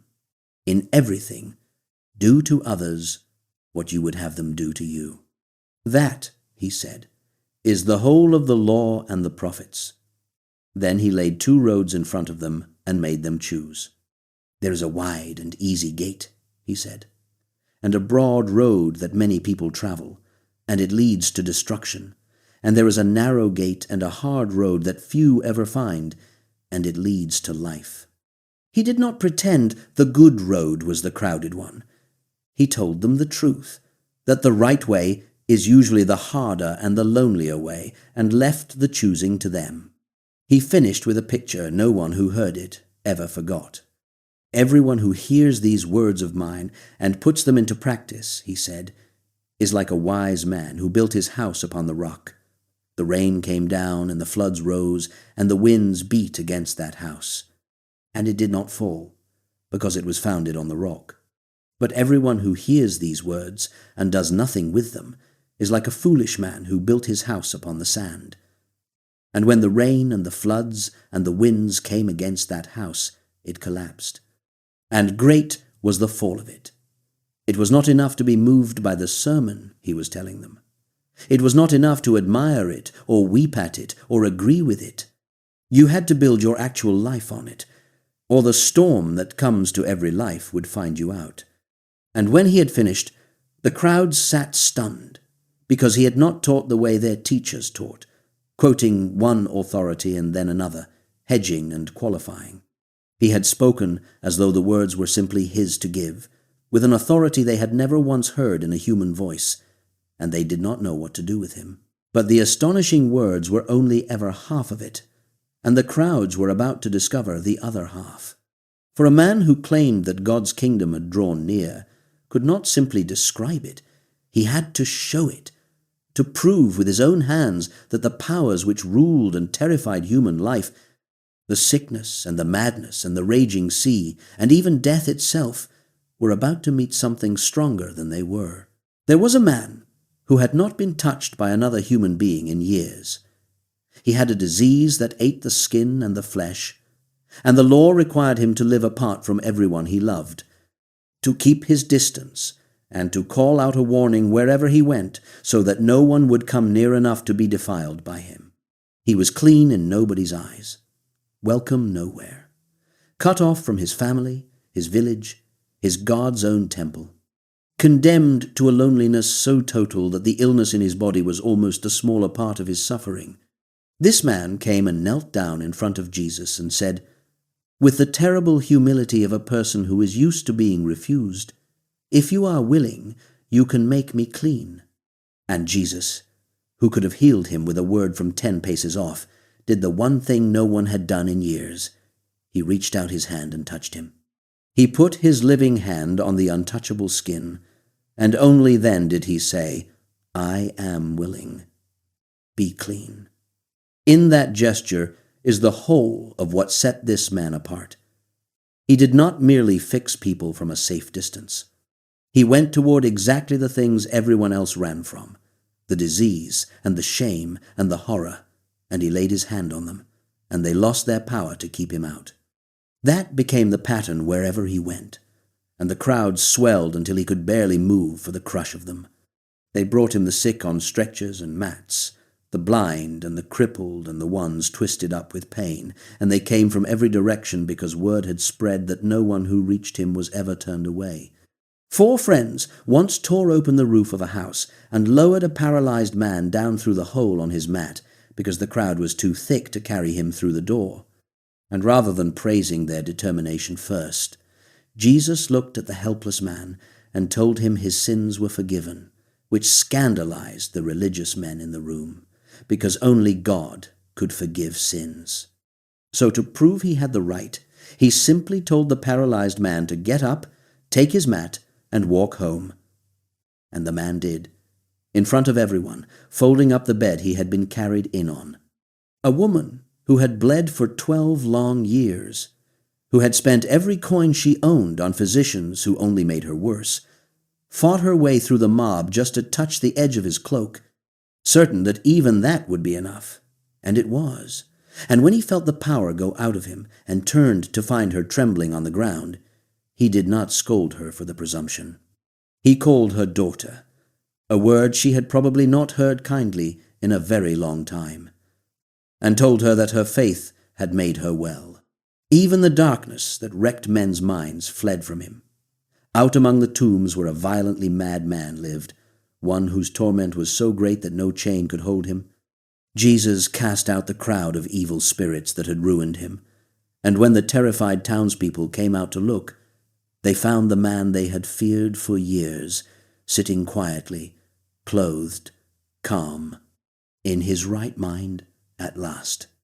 But sickness and madness were not the only powers that ruled and terrified human life, and one evening he showed his followers something that frightened them far more than any illness. They had crossed in a boat onto the Sea of Galilee, and Jesus, worn out from the endless press of people, had fallen asleep in the stern on a cushion, as ordinarily and humanly exhausted as any tired working man. Then one of the sudden violent storms that lake was famous for came screaming down out of the hills, and the waves broke over the boat and began to fill it. And these were seasoned fishermen, who knew that water and knew they were about to die in it. They woke him in a panic, shouting over the wind, "Do you not care that we are drowning?" And he stood up in the pitching boat and spoke to the storm the way you would speak to a raging dog, telling the wind and the sea to be quiet, to be still, and they obeyed him. The wind dropped to nothing and the water went flat as glass. All in an instant, and in the sudden dead calm the disciples were more afraid than they had been in the storm, because they turned to one another and asked the question that would haunt them for the rest of their days. "Who is this?" they whispered, "that even the wind and the waves do what he says?" Then he took on the oldest enemy of the poor, which is simply not having enough. A vast crowd, thousands of them, had followed him out to a remote place and stayed all day listening until the light began to fail and there was no food and nowhere to buy any. And the disciples wanted to send everyone away hungry to fend for themselves. Jesus told them to feed the people, which was absurd, since between the whole crowd all that could be found was a boy's small lunch, 5 little loaves of bread and 2 fish.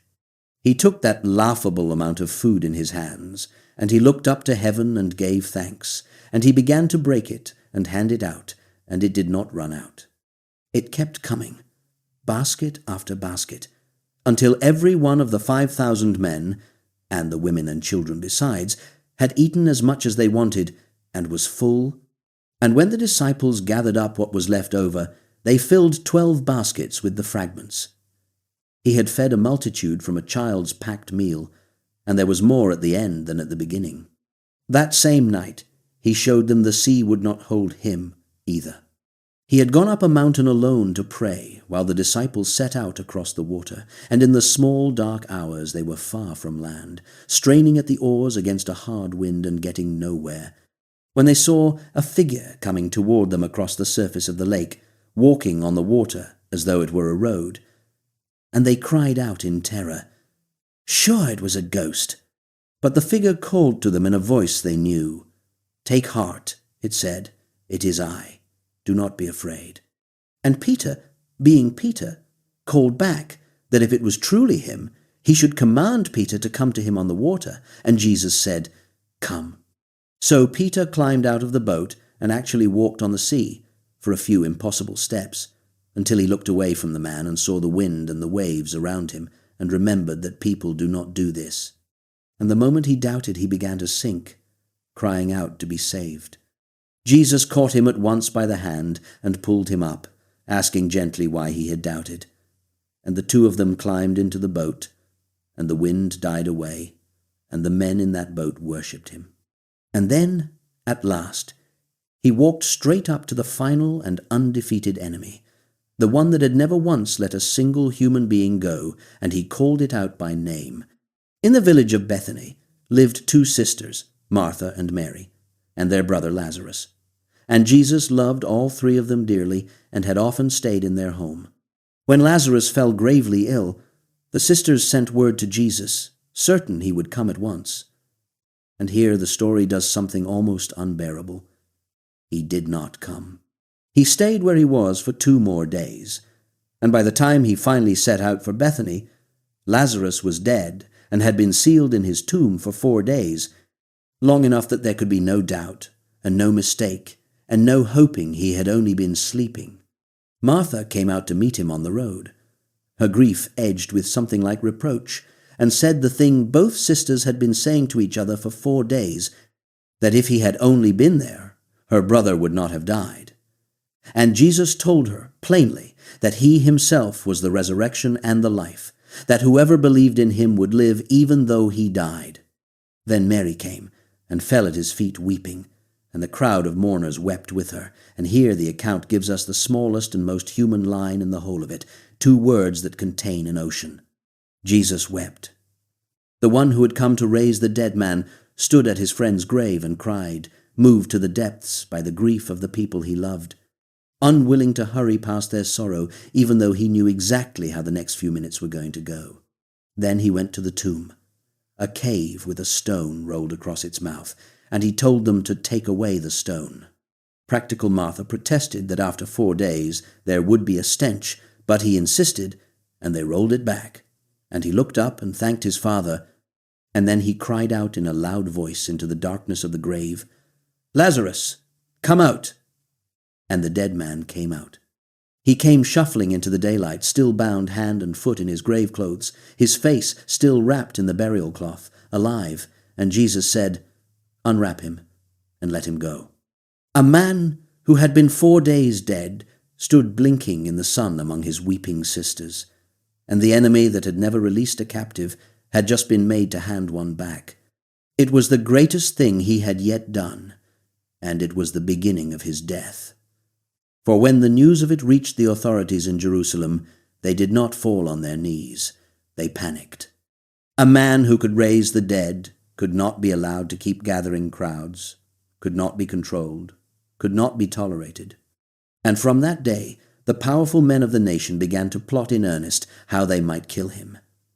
The one who gave life back to a dead man had, in doing so, signed his own death warrant, and he knew it. Even so, he did not stop teaching the crowds, though more and more he taught them in a strange and slanting way, in stories that seemed simple as anything on the surface, and yet carried a hidden blade inside, stories that comforted the humble and quietly enraged the proud, and drew the people in even as they sharpened the knives of his enemies. He almost never argued with people head-on. When the clever men came to trap him with their questions, and when the ordinary crowds pressed in wanting to know what the kingdom of God was actually like, he did not answer with lectures or lists or careful theological definitions. He told them stories.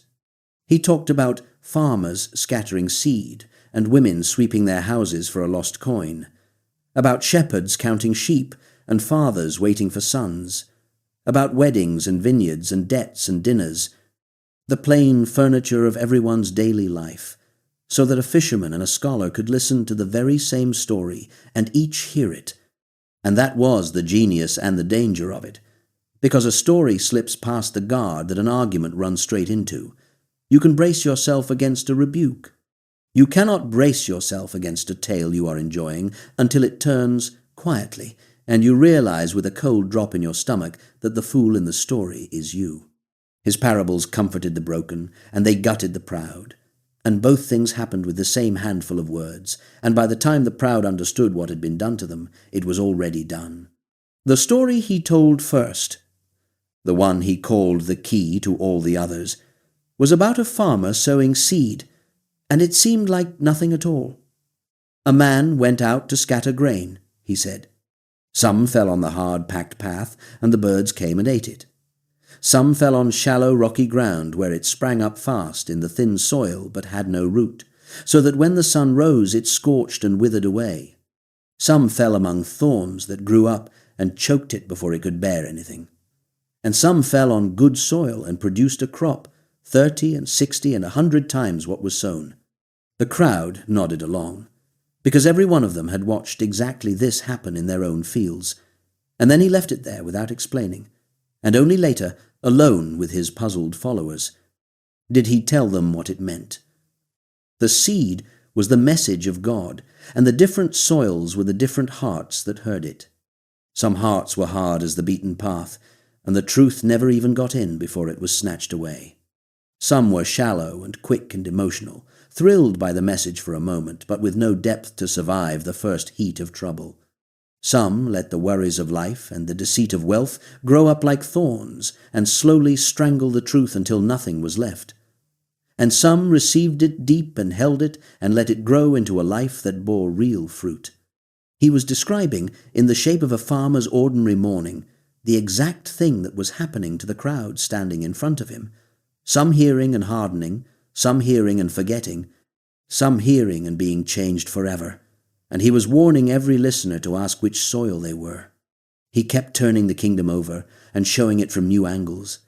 And again the point was that it was small and hidden and worth absolutely everything. It was like a mustard seed, he said, the tiniest seed a farmer sowed, so small you could lose it in the crease of your hand, and yet it grew into a plant so large the birds came and nested in its branches. It was like a treasure a man stumbled on, buried in a field, so precious that he went and joyfully sold everything he owned to buy that one field. It was like a merchant who spent his whole life searching for fine pearls, and finally found the single perfect one, and sold all the others and everything else besides to have it. The kingdom did not look like much from the outside. No armies, no palaces, a wandering teacher and a crowd of nobodies, and yet it was the pearl worth more than the whole rest of a life. And the ones who saw it for what it was gave up everything without a backward glance and counted themselves the luckiest people alive. But the stories that made him truly dangerous were the ones aimed straight at the hearts of the respectable and the religious, the men who were sure they were the heroes of every story. A lawyer once tried to justify himself by asking who exactly counted as the neighbor he was required to love, and Jesus answered with a story that has never lost its sting. A man was traveling the lonely road down to Jericho, he said, and robbers beat him and stripped him and left him half dead in the ditch. A priest came along that road and saw him and crossed to the other side and walked on. A temple official came, saw him, and also passed by.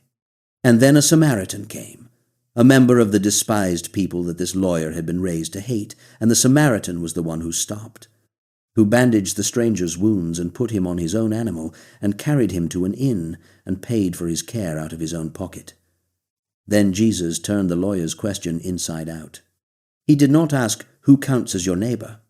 He asked which of the three had been a neighbor to the man in the ditch, and the lawyer could not even bring himself to say the word Samaritan. He just muttered, "The one who showed him mercy."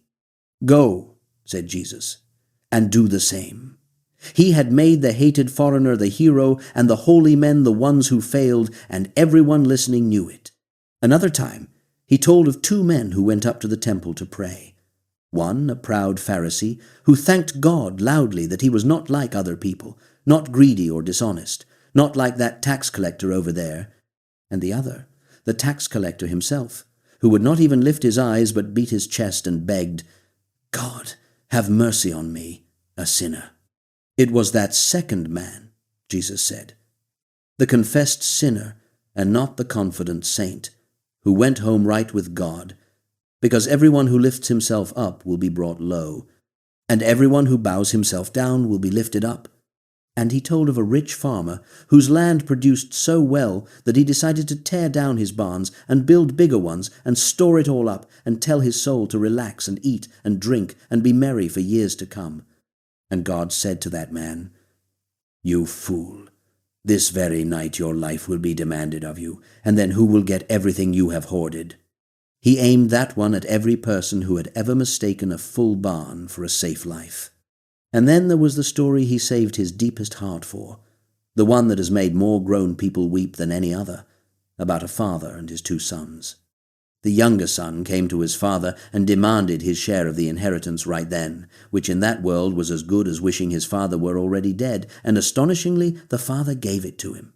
The boy took the money and went off to a far country and threw the whole of it away on wild living until he had nothing left, and when a famine struck, he was reduced to feeding another man's pigs, so hungry that he eyed the pods the pigs were eating, so low that a Jewish boy was starving in a foreign pig yard, which is about as far from home as a person can fall. And then, the story says, he came to himself. He remembered that even his father's hired servants ate better than this, and he rehearsed a little speech of surrender, that he would go home and tell his father he had sinned and was no longer worthy to be called a son, and would beg to be taken on as a servant. And he set off on the long road back with his shameful speech ready. But here the story does the thing that breaks it open. While the boy was still a long way off, the father saw him, which means the father had been watching that road every day for who knows how long. And this dignified old man, who should have made his wayward son crawl the whole way home and grovel, gathered up his robes and ran down the road in front of the whole village to throw his arms around the filthy, ruined boy and kiss him. The son started into his rehearsed speech about not being worthy, and the father would not even let him finish it, calling instead for the best robe, and a ring for his finger, and sandals for his feet, and the fattened calf for a feast. "Because this son of mine was dead," he cried, "and is alive again. He was lost and is found." That is what grace looks like when it stops being a word and becomes a father running down a road. But the story was not finished, and its last movement was the blade hidden inside it for the very men listening. There was an elder son, out working faithfully in the fields, and when he came home and heard the music and learned that his squandering brother had come back and that his father was throwing a party, he was furious and refused to go inside. "All these years I have slaved for you," he threw at his father, "and never once disobeyed. And you never gave me so much as a young goat to celebrate with my friends. But the moment this son of yours comes back, who wasted your money, you kill the fatted calf for him." And the father came out to this angry, dutiful, resentful son too, and pleaded with him just as tenderly, saying, "My son, you are always with me, and everything I have is yours, but we had to celebrate, because your brother was dead and is alive, was lost and is found." And there Jesus simply stopped. He never told them whether the elder brother went into the feast or stood outside in the dark with his arms crossed, and the reason he left it hanging is that the elder brothers were sitting right there in his audience. The respectable religious men who resented that he welcomed sinners and ate with them. And he was asking each of them, without ever pointing a finger, whether they were going to come inside and join the celebration or sulk on the doorstep while heaven threw a party for the people they despised. He handed them the ending and made them write it with their own lives. This was the strange power of the way he taught, and it split the crowds right down the middle. The broken people, the sinners and the outcasts and the ones who knew they were the younger son in the pig yard heard these stories and wept with relief, because they had spent their whole lives being told they were beyond hope. And here was a teacher telling them the Father was already running down the road.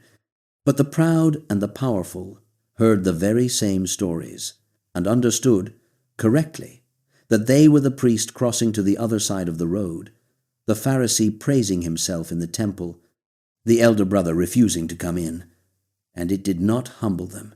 It enraged them. The crowds kept gathering, larger and hungrier, and the enemies kept gathering too, in quieter rooms, and the gap between the two grew wider with every story he told. The knives were out now, and he knew it. And so he began, more and more, to turn away from the crowds and toward the small circle of men who had left everything to follow him, to prepare them, as gently as he could, for the thing that was waiting at the end of the road, a thing they were not remotely ready to hear. There was a man in the synagogue one Sabbath with a hand shriveled and useless at the end of his arm, and there were other men in that synagogue watching him, though not with any pity. They were watching to see what the teacher would do, because they had begun to suspect he could not resist helping someone in front of him. And if he healed this cripple on the holy day of rest, they would finally have their charge against him. Sit with the ugliness of that for a moment. There was a suffering man in the room, and the guardians of religion looked at him and saw not a person to be helped, but bait in a trap, a useful piece in a game they were playing against a rival. Jesus knew exactly what they were doing, and it made him both angry and deeply grieved at the hardness of their hearts. He called the man out into the middle where everyone could see, and he asked the watchers a question they could not honestly answer. Is it lawful on the Sabbath to do good or to do harm, to save a life or to destroy it? They said nothing. Then he told the man to stretch out his hand, and the man stretched it out, and it was whole again. And the men who had come to worship God on his holy day walked straight out and began, that very hour, to plot how they might have this healer killed. He had restored a man's hand. They responded by scheming his murder. If you want to understand how the story ends, you must first understand that. This was the shape of the opposition that had been building around him, and it grew fiercer the more good he did, which is one of the more disturbing truths in the whole account. He kept colliding with the religious establishment, not because he broke God's law, but because he refused to bow to the mountain of extra-human rules they had piled on top of it and mistaken for holiness. They were scandalized that his followers did not perform the ceremonial hand-washing before eating, and he turned it back on them, telling them bluntly that they were experts at honoring God with their lips while their hearts stayed far away, that they had a fine way of setting aside the actual commands of God in order to protect their own traditions. He told them that nothing going into a man from outside could make him unclean, that the real filth came out of the human heart, out of the malice and greed and cruelty and pride that lived in there, and every word of it landed on men whose hearts he had just described with perfect accuracy. They hated him for seeing them, and when they could no longer deny the sheer power of what he did, when the healings and the exorcisms became undeniable, they reached for the most poisonous accusation they could invent. They said his power came from the devil, that he drove out demons only because he was in league with the prince of demons himself. It was a desperate, vicious lie, and he cut it apart with plain logic, asking how Satan could possibly stay in business by destroying his own work, how a kingdom or a household divided against itself could stand. But the fact that they would stoop to calling the light darkness told him everything about how far they were now willing to go. So he took his 12 away from all of it, north, up to the quiet country near Caesarea Philippi, far from the crowds and the traps, because there was something he needed to hear them say out loud. He asked them first an easy question, what the crowds were saying about him, and they gave him the gossip of the countryside, that some thought he was John the Baptist come back, some thought Elijah, some one of the old prophets returned. Then he asked the question that mattered, and he asked it of them directly. "But you," he said, "who do you say that I am?" There was a pause, the kind of pause where everything hangs, and then Simon Peter, so often the one who spoke before he thought, spoke the truest thing he would ever say. "You are the Christ," he answered, "the Son of the living God." And Jesus told him he was blessed, that no mere human insight had shown him this, but the Father in heaven himself. And he gave Simon a new name, Peter, the rock, and said that on this confession he would build something that not even the gates of death could ever overcome. It was the high point of everything the disciples had understood so far, the moment when the fisherman finally said the thing the whole story had been driving toward. And then, in the very next breath, at the peak of that understanding, Jesus told them what being the Christ actually meant, and it knocked the ground out from under them. He began to explain, plainly now, no longer in stories, that he had to go to Jerusalem, that he would suffer terribly at the hands of the elders and the chief priests, that he would be rejected and killed, and that on the third day he would be raised to life. They could not take it in. A dying Messiah was a contradiction in terms, a square circle. The deliverer was supposed to conquer, to reign, to throw off Rome, not to be handed over and executed like a criminal. And Peter, minutes after his glorious confession, took Jesus aside and actually began to rebuke him, telling him, "No, never, this must never happen to you."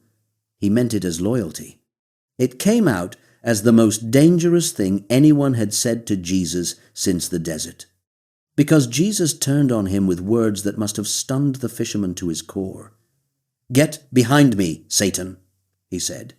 "You are a stumbling block to me, for you are not thinking the thoughts of God, but the thoughts of men." The same mouth that had just called Peter the rock now called him Satan, and the reason is that Peter, without any idea what he was doing, was offering the exact temptation from the wilderness all over again.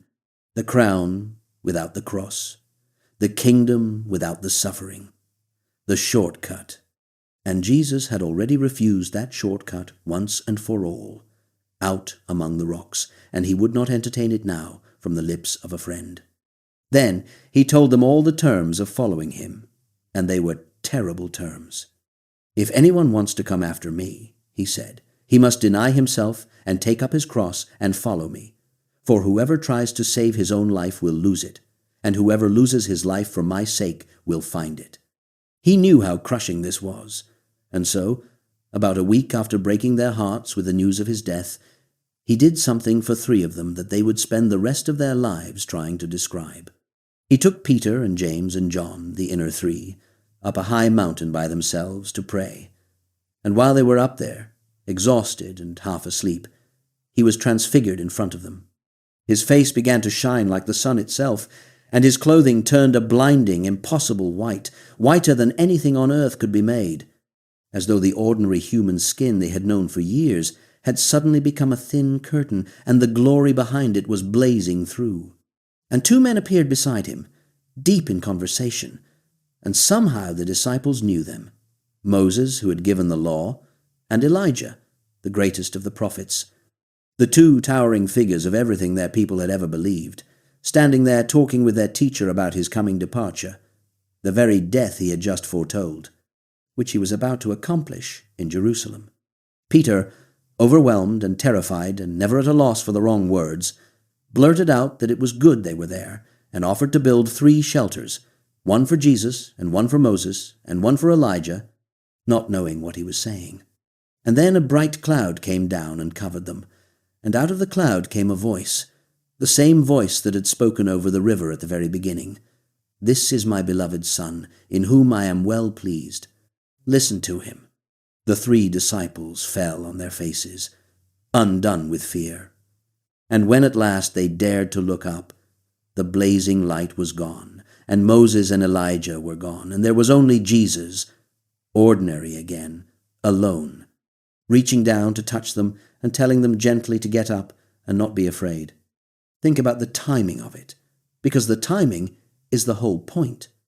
Right after he told them he was going to die, right when their faith in who he was must have been reeling, heaven pulled back the curtain for a moment and let 3 ordinary fishermen see what had always been underneath, and confirmed with the Father's own voice that this dying man was the beloved Son, and that they should listen to him even when what he said made no sense.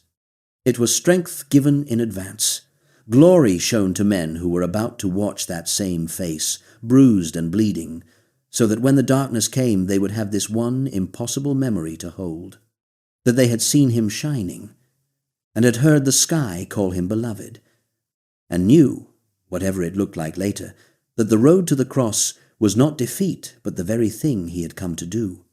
He told them to say nothing about it until after he had risen from the dead, and they kept it to themselves, quietly puzzling over what on earth rising from the dead could mean. Then he came down off the mountain, and he set his face toward Jerusalem. There was no wavering left in him now, and no confusion about where the road went.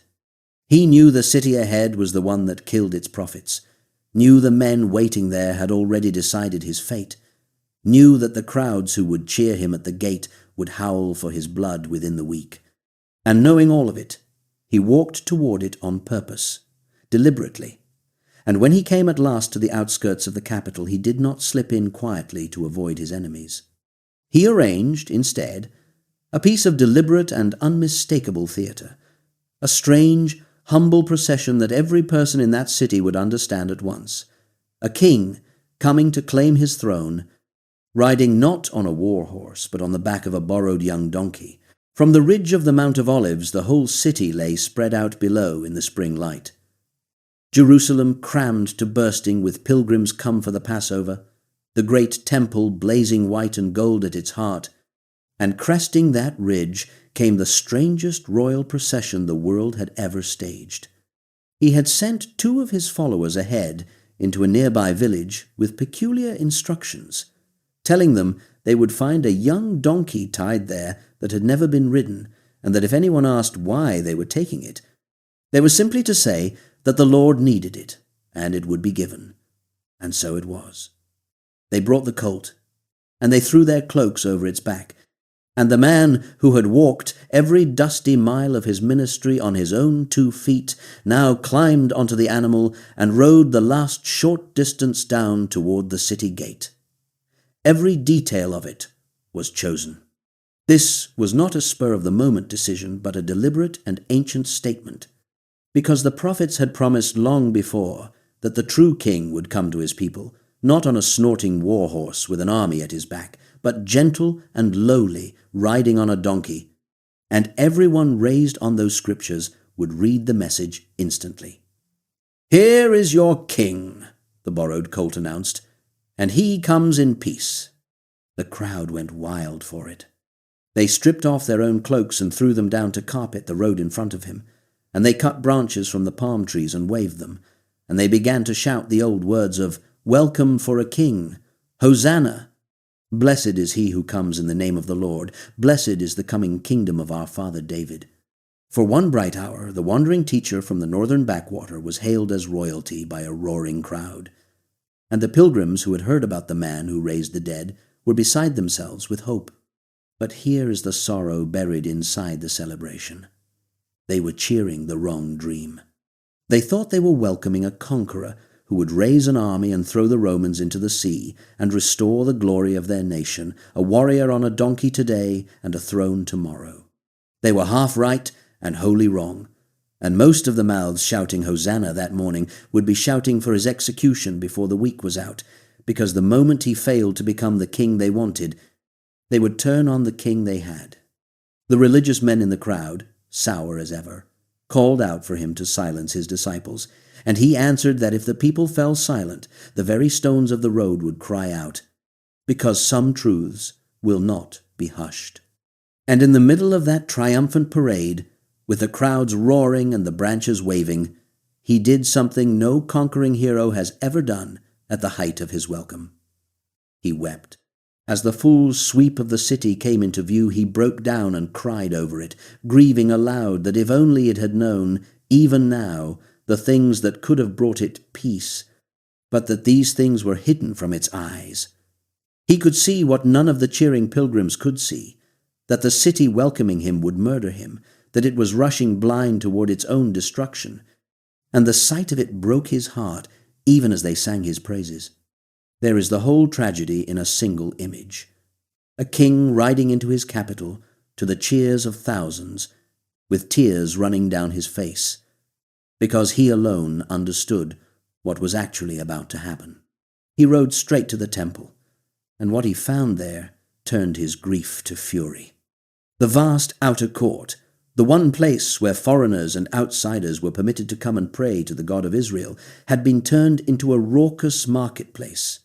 Merchants sold sacrificial animals at swollen holiday prices to pilgrims who had no choice but to pay, and money changers sat at their tables, gouging the poor as they exchanged their ordinary coins for the special currency the temple demanded. And the whole holy space rang with haggling and the bleating of animals and the clink of profit. The gentle teacher who had blessed the meek and told men to turn the other cheek made a whip out of cords and drove the whole grasping enterprise out. He flipped the money changers' tables so the coins scattered ringing across the stones. He turned over the benches of the men selling doves, and he would not allow anyone to carry their merchandise through the courts. "My house," he thundered, quoting the old prophets, "is meant to be called a house of prayer for all the nations, but you have turned it into a den of robbers." This was not a man losing his temper. This was deliberate, blazing, prophetic anger at the sight of the sacred being sold for profit and the poor being fleeced in the name of God, and it frightened the authorities more than any miracle had, because the crowds were on his side. And then, in the cleared and quieted court, the blind and the lame crept up to him, and he healed them, and children took up the shout of Hosanna under the temple roof itself, and the chief priests, watching their marketplace overturned, and hearing children praise him in their own stronghold, were sick with indignation and fear. For the days that followed he taught openly in the temple every day, and the authorities came at him in waves, trying to catch him in his own words and destroy him in front of the people. They demanded to know by what authority he did these things, and he tied their own question in a knot they could not undo. They tried to trap him on the dangerous matter of Roman taxes, asking whether it was lawful to pay them, hoping he would either enrage the crowd by saying yes, or hand himself to the Romans by saying no. And he asked them whose face was stamped on the coin. And when they said Caesar's, he told them to give back to Caesar what belonged to Caesar, and to God what belonged to God, and left them speechless. The Sadducees, who scoffed at any life after death, tried to make the resurrection look ridiculous with a riddle about a woman married in turn to 7 brothers, and he brushed the trap aside and told them they understood neither the Scriptures nor the power of God. A scribe asked him which commandment was the greatest, and he gave the answer that gathers the whole law into 2 breaths. Love the Lord your God with all your heart and soul and mind, and love your neighbor as yourself. On everything they threw at him, he not only stood, but turned the question back so sharply that eventually no one dared ask him anything at all. Then he stopped merely defending himself and went on the attack, and what came out of him was a denunciation so scorching that it still smokes on the page. "Woe to you," he cried, aiming it straight at the scribes and Pharisees, "you hypocrites, you blind guides." He accused them of shutting the door of the kingdom in people's faces, of carefully tithing their garden herbs while ignoring the weightier matters of justice and mercy and faithfulness, of straining a tiny gnat out of their drink while swallowing a whole camel, of scrubbing the outside of the cup until it gleamed while the inside was full of greed. "You are like whitewashed tombs," he told them, "beautiful and gleaming on the outside, and full of dead men's bones and rot within." He tore the mask off the most powerful religious men in the nation, in their own temple, in front of the crowds who had feared them all their lives, and there was no forgiving that. Yet in the very same courts, sitting across from the treasury, he saw what no one else in that noisy place noticed. A poor widow shuffling up to drop 2 tiny copper coins, worth almost nothing, into the offering. And he called his disciples over and told them the truth of it, that this destitute woman had put in more than all the wealthy donors combined, because they gave out of their surplus and would never miss it, while she, out of her poverty, had given everything she had to live on. In the middle of the fiercest week of his life, he still had eyes for 1 overlooked woman and 2 small coins. And all the while, in the shadows just beyond the torchlight, the trap was closing. The chief priests and the elders were frantic to seize him, but terrified of the crowds who hung on his every word, and so they needed exactly one thing: someone on the inside. Someone who could lead them to him in the dark, away from the people, where he could be taken quietly. And they got what they needed from the last quarter anyone would have guessed. One of the 12, one of the very men who had left everything to follow him, who had eaten from the same bowl and watched him call the dead out of their graves, went to the chief priests and offered to betray him. His name was Judas Iscariot, and why he did it is one of the darkest and least answerable mysteries in the whole account. The story tells us a price was set, 30 pieces of silver, the going rate for a slave. And it tells us that something evil entered into him, and past that it leaves us in the dark to wonder. Perhaps he was a bitter idealist who had signed up for a conquering king and could not stomach a master who kept talking about dying.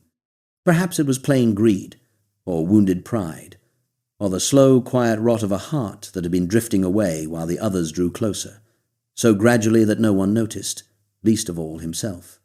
We are not told, and the silence is its own kind of horror, because it means the betrayer could have been almost anyone, that a man can walk beside perfect goodness for 3 years and eat its bread and witness its wonders and still, in the end, sell it for a bag of coins. Whatever moved him, the deal was struck, and from that moment Judas went back to the others and kept up the appearance of loyalty, watching, waiting, biding his time for the quiet opportunity to hand his friend over to the men who wanted him dead. The days had almost run out. The betrayer was in place, the authorities were ready, and the city was full to overflowing for the feast. And so, with the shadow of all of it hanging over him, Jesus made arrangements for one last meal with the men he loved, a Passover in a borrowed upstairs room, where he would take bread and wine into his hands and do something that would bewilder them that night and comfort the world forever, before he rose from the table and walked out into the dark toward a quiet garden and the most dreadful hours of his life. The room was upstairs and lit by lamps, the Passover laid out on the low table, and 12 tired men reclined around it in the warm, flickering light, while the great feast of their people went on in the streets below. It should have been an evening of remembrance and quiet joy, the meal that recalled how God had once rescued their ancestors out of slavery, and none of the 12 fully understood that this was the last ordinary night any of them would ever have. And then, in the middle of the meal, their teacher did something that stopped every conversation dead.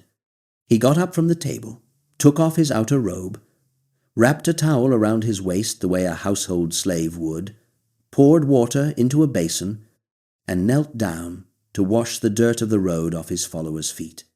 This was the filthiest and lowest task in any house, the job given to the least important servant, and here was the man they called Lord and Master, crawling from man to man with a basin, taking their calloused, road-grimed feet in his own hands. Peter could not bear it, and protested that he would never let Jesus wash his feet, and Jesus told him quietly that unless he allowed it, he could have no share in him. At which point, Peter, being Peter, swung the other way entirely and demanded to be washed all over. When it was done, he told them what he had shown them. "If I, your Lord and teacher, have washed your feet," he said, "then you must wash one another's feet. I have given you an example, so that you should do as I have done." And the thing that lingers in the throat is that he washed the feet of Judas too, knelt down and cleaned the feet of the man he knew was already carrying the price of his blood, and said nothing to expose him. As they ate, he grew troubled, and he said the thing that turned the warm room cold. "One of you," he told them, "is going to betray me, one of you eating with me right now." They were stunned and grieved, and one after another they asked him, "Surely you cannot mean me?" He gave a quiet sign, dipping a piece of bread and handing it to the one who would do it, and to Judas he said simply, "What you are about to do, do it quickly." None of the others understood. They thought he was sending Judas on some errand. And Judas took the bread and got up and went out. And the account marks the moment with 3 words that carry the whole weight of what was happening. And it was night. He walked out of the light of that room into the darkness, in every sense there is. Then, with the 11 who remained, their teacher took the ordinary bread of the Passover into his hands, and he gave thanks, and he broke it, and as he passed it to them, he said words that had never been said over that ancient meal in all its long history. "This is my body," he told them, "given for you. Do this to remember me." And he took the cup of wine and gave it to them and said, "This cup is the new covenant, sealed in my blood poured out for many for the forgiveness of sins. Understand what he was doing. For centuries this meal had looked backward to a lamb slain and a people spared and an escape from Egypt long ago. In his hands, on this night, it turned around and began to look forward to his own body about to be broken and his own blood about to be spilled. A new rescue not from a single empire, but from sin and death themselves. He took the feast of the old deliverance and made it the sign of the greater one he was hours away from accomplishing with his own life, and he told them to keep doing it, so that they and everyone who came after would remember. And he gave them one command to carry out of that room above all others, calling it new, though its words were old. Love one another, he said, as I have loved you. By this everyone will know that you are mine. He did not merely tell them to love. He set the measure of it impossibly high, as I have loved you, and within a day they would learn exactly how far that love was prepared to go. He knew they were frightened, and he spent his last hours comforting the very men who were about to fail him. Do not let your hearts be troubled, he told them, promising that he was going ahead to prepare a place for them, that he himself was the way and the truth and the life, that he would not leave them as orphans, but would send them another helper, the Spirit, to be with them always. It was the tenderness of a man consoling his friends about a loss they did not yet know they were facing. And then, brave, loud Peter swore that he would follow his master anywhere, even to prison, even to death. And Jesus looked at him with something like sorrow and told him the truth. This very night, before the rooster crows, he said, You will deny 3 times that you even know me. Peter refused to believe it, insisted he would die first, and all the others said the same, and every one of them was wrong. They sang a hymn together and went out into the cold night, down across the Kidron Valley and up among the olive trees to a garden called Gethsemane. And here the man who had silenced storms and called the dead out of their tombs came utterly apart, and the account does not hide it or soften it. He took Peter and James and John a little deeper into the dark with him, and he told them that his soul was crushed with sorrow to the very point of death, and he begged them to stay awake and keep watch. Then he went on alone a short way and fell face down on the ground, and he prayed the most human prayer that has ever been prayed. Father, he said, everything is possible for you. Take this cup away from me. He did not want to die.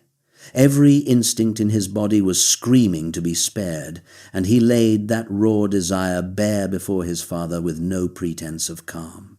And then, in the same breath, he added the words that the whole of his life had been building toward. Yet not what I want, he said, but what you want. The dread was so overwhelming that his sweat fell to the ground like great drops of blood, and an angel came to strengthen him for what was ahead. This is the moment that anchors the entire story, the reason it means anything at all. He did not walk to his death numb, and he did not walk to it eager. He walked to it in genuine terror, wanting with every fibre to escape, and he chose it anyway, chose his Father's will over his own desperate will to live, and there is no courage anywhere greater than that. 3 times he prayed it, and 3 times he came back to find his 3 closest friends fast asleep, undone by grief and exhaustion, and there is a quiet heartbreak in his question to them. Could you not keep watch with me for 1 single hour? The spirit is willing, he said gently, but the body is weak. At last he rose from his knees, with the wrestling finished and the decision made, and he woke them, because the torches were already moving through the trees. Out of the dark came a crowd, armed with swords and clubs, sent by the chief priests and the elders, and at the head of them, leading his enemies straight to him, walked Judas. He had arranged a signal with them beforehand, a thing so intimate it curdles the stomach. The one I kiss, he had told them, is the man. Seize him. And he came right up to Jesus and greeted him warmly, Rabbi, and kissed him. Using the gesture of affection and friendship as the very blade of his betrayal. Jesus looked at him and said, "Judas, would you betray the Son of Man with a kiss? Friend, do what you came here to do." The disciples woke fully to the horror of it, and Peter, true to his word, if not to his wisdom, drew a sword and swung and cut off the ear of the high priest's servant. And Jesus stopped him at once. "Put your sword away," he said. "All who take up the sword will die by the sword." Then he reached out and touched the wounded man's head and healed the ear. His last act of power before the end. A miracle of mercy worked on the body of an enemy who had come in the night to drag him off to his death. "Do you not think," he said, "that I could call on my Father, and he would at once send me more than 12 legions of angels?" He was making it unmistakable to anyone watching that he was not being overpowered and captured. He could have ended it in an instant. He was surrendering on purpose, laying his hands out to be bound, because it was the only way the thing he had come to do could be done. And when they seized him and tied him, every one of the men who had sworn only hours before to die at his side turned and fled into the darkness. And the teacher, who had never once been alone in 3 years of ministry, was left entirely alone, bound, in the hands of the men who wanted him dead. They led him back across the valley and up into the sleeping city, to be handed from one court to the next through the long hours of the night and the grey of the morning, questioned and accused and struck. And out in a cold courtyard, warming his hands at a stranger's fire while he waited to see what would happen to the man he loved, the boldest of all the disciples was about to discover that Jesus had known him better than he knew himself, and that a rooster was going to crow before the shame of it was finished. The courtyard of the high priest's house was cold in the small hours of that night, and someone had lit a charcoal fire, and around it the servants and the guards stood warming their hands and murmuring while a prisoner was questioned somewhere inside. On the edge of that firelight stood Peter. Of all the men who had sworn to die at their master's side and then bolted into the dark, he was the one who could not quite make himself leave, who had followed the arresting party at a safe distance and slipped into the courtyard to see how it would end, and that half-brave, half-broken nearness was about to become the worst memory of his life. A servant girl looked at his face in the flickering light and said what everyone there was probably already thinking. "You were with him too," she said, "with Jesus of Nazareth." And the man who had walked on water and drawn a sword in the garden a few hours earlier heard himself say, "I do not know what you are talking about," and edged away toward the gate. Inside, the thing being done to Jesus was a trial only in the loosest and ugliest sense. They had taken him first to Annas and then to Caiaphas the high priest, where the ruling council had been hastily assembled in the dead of night, which broke their own rules, because justice was never the point. The point was a death sentence, and they had no honest grounds for one, so they brought in witnesses who would lie for them, except that the liars could not keep their stories straight, and kept contradicting one another until the whole case fell apart in their hands. Through all of it, through the shouting and the false testimony and the fury, Jesus said nothing at all. He simply stood there in silence, and his silence seemed to enrage them more than any defense could have. At last Caiaphas, out of patience, rose and put him under a solemn oath before God and demanded a straight answer. "Are you the Messiah?" he said, "the Son of the Blessed One?" And the prisoner who had been silent all night finally spoke, and what he said was the one answer certain to get him killed, and he gave it without a flinch. "I am," he said, "and you will see the Son of Man seated at the right hand of power, and coming on the clouds of heaven." The high priest tore his own robes in a show of holy outrage, and screamed that it was blasphemy, that they needed no more witnesses, and the council roared that he deserved to die. Then grown men, the religious leaders of the nation, spat in his face and struck him with their fists, and they blindfolded him and hit him and jeered at him to prophesy and name who had struck him, and he bore it. And at that very hour, out at the fire, the promise made at supper was coming true word for word. A second person looked at Peter and said, "This man is one of them." And Peter denied it again. A little while later, others pressed in, certain now, telling him that his northern accent gave him away, that he was obviously one of the Galileans who had followed the prisoner. And Peter, cornered and terrified, began to curse and to swear, calling down oaths on himself, insisting, "I do not know the man." And the instant the words were out of his mouth, a rooster crowed into the grey beginning of the dawn. Somewhere in that same moment, the bound and beaten Jesus was being led across the courtyard, and he turned his head and looked straight at Peter. That is all. He did not say anything. He just looked at him. And the whole weight of it landed at once, the supper, the boast, the warning, the crowing bird, and Peter remembered. And the bravest of the 12 stumbled out of that courtyard and broke down and wept as though his heart had been torn in half. Hold the two men side by side, because the account sets them there on purpose. Inside, the Master told the truth that would cost him his life, when a single lie would have saved him. Outside, the disciple told the lie that saved his skin, when the truth would have cost him everything. Both were tested in the same hour, and one of them failed, and his bitter tears in that dawn were, though he could not have known it, the first small step of a very long way back. When morning came, they bound him and marched him to the one man who could actually put him to death, the Roman governor Pontius Pilate, because the council could pronounce a sentence, but only Rome could carry it out. And they were clever enough to change their story at the door. Blasphemy against their God meant nothing to a Roman, so before Pilate they dropped the religious charge entirely and accused him, instead of stirring up rebellion, of forbidding the payment of taxes to Caesar and setting himself up as a king, which were the kind of words that got Rome's attention. Pilate brought the prisoner in and asked him the question that mattered to an empire. "Are you the king of the Jews?" And Jesus answered that his kingdom did not belong to this world, that if it did, his followers would be fighting to save him, but that his kingdom came from somewhere else entirely. Pilate was a hard, cynical man with no love for the people he governed, and he could see plainly enough that there was no rebel standing in front of him, no threat to Caesar, only a strange and quiet prisoner whom the priests wanted dead for reasons of their own. He turned to them and said the truth of it.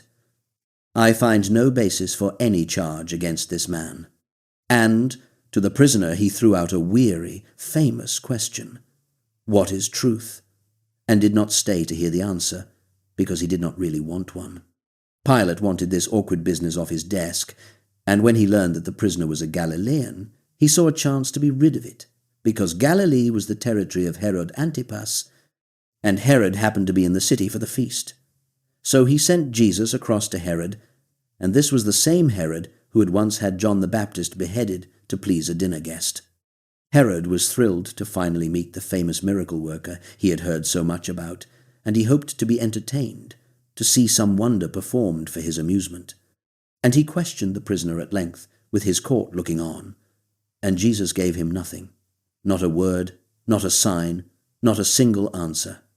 To the shallow, murderous king who wanted a magic show, he offered only a wall of silence, and that silence was a harsher judgment than any sermon could have been.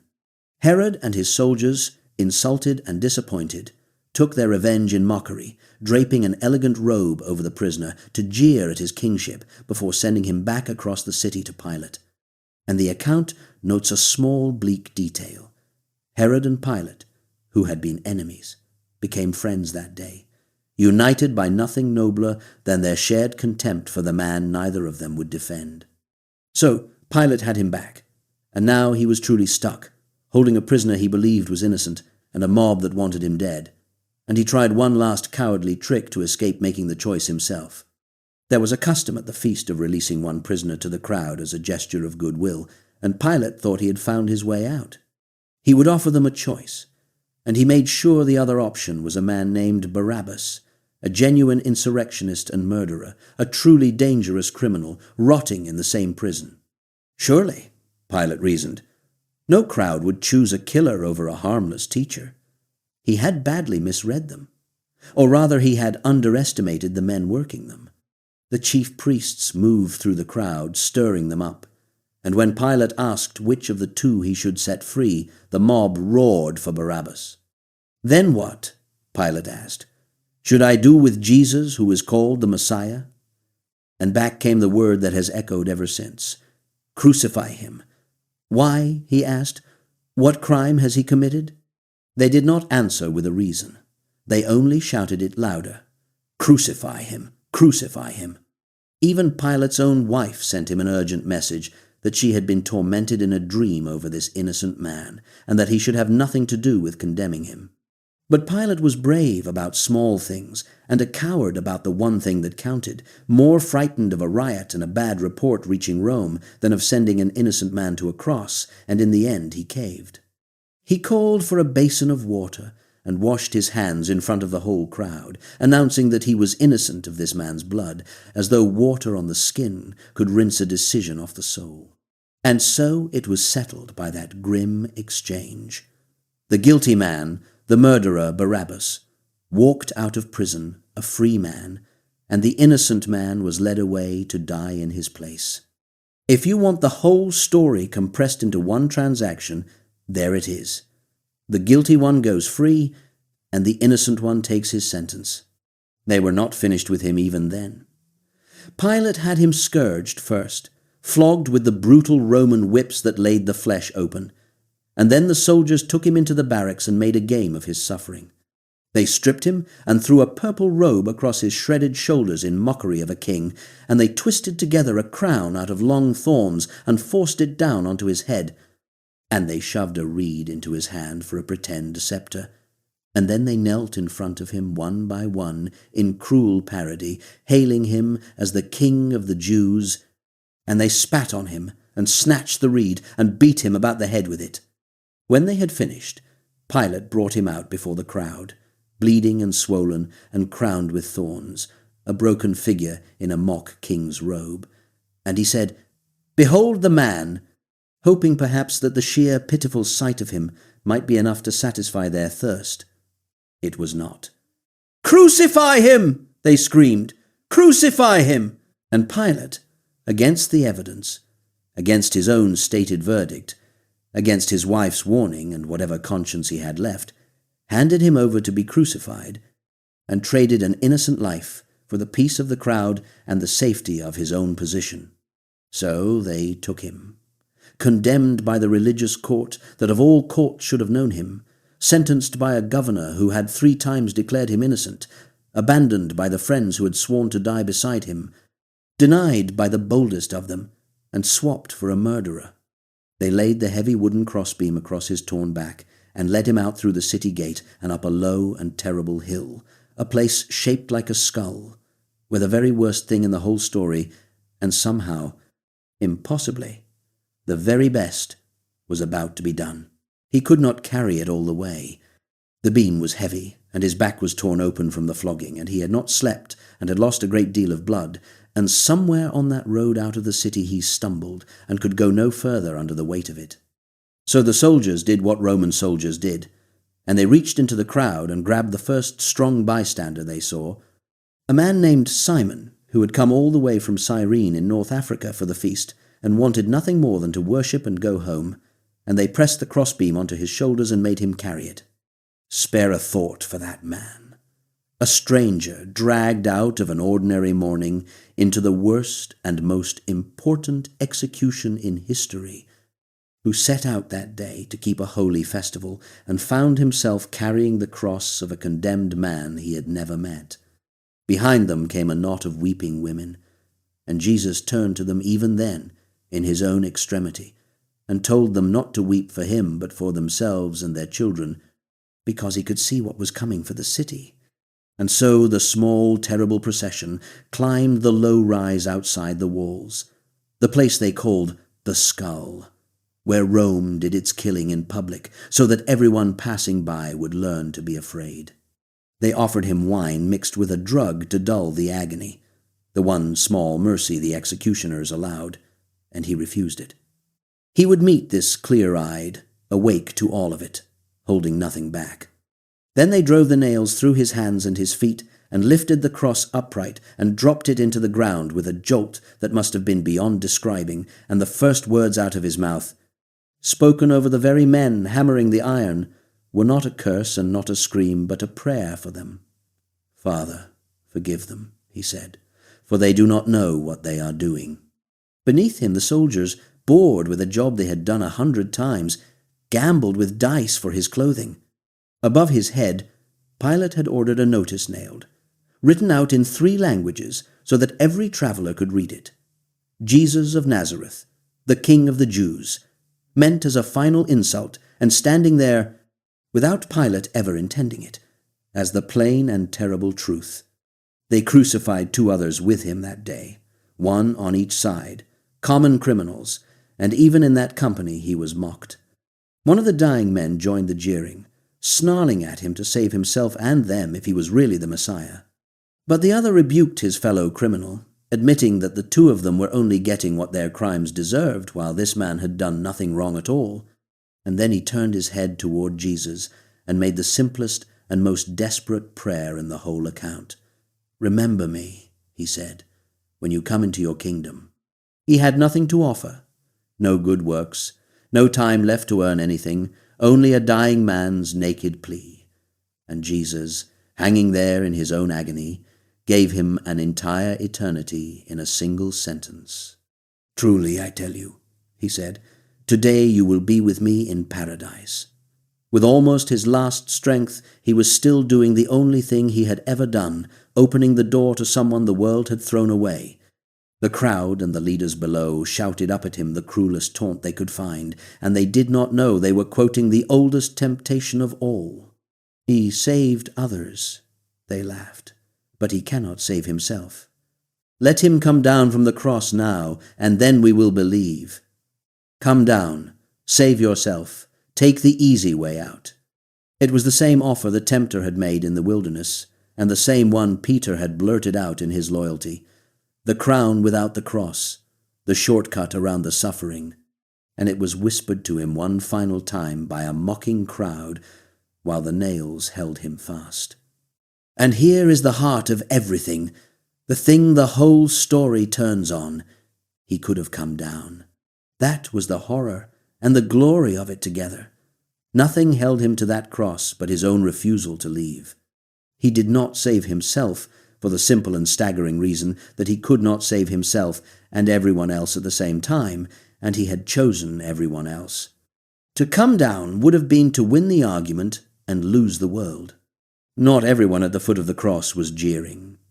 His mother stood there, watching her son die, and the old man Simeon's words spoken over her when the child was only 8 days old came true at last. The sword he had promised would one day pierce her own soul, going through her now to the hilt. And Jesus looked down at her and at the disciple he loved standing beside her, and he made arrangements for her care the way any good son would with his last breaths, giving her into that disciple's keeping, telling her to behold her son, and the disciple to behold his mother.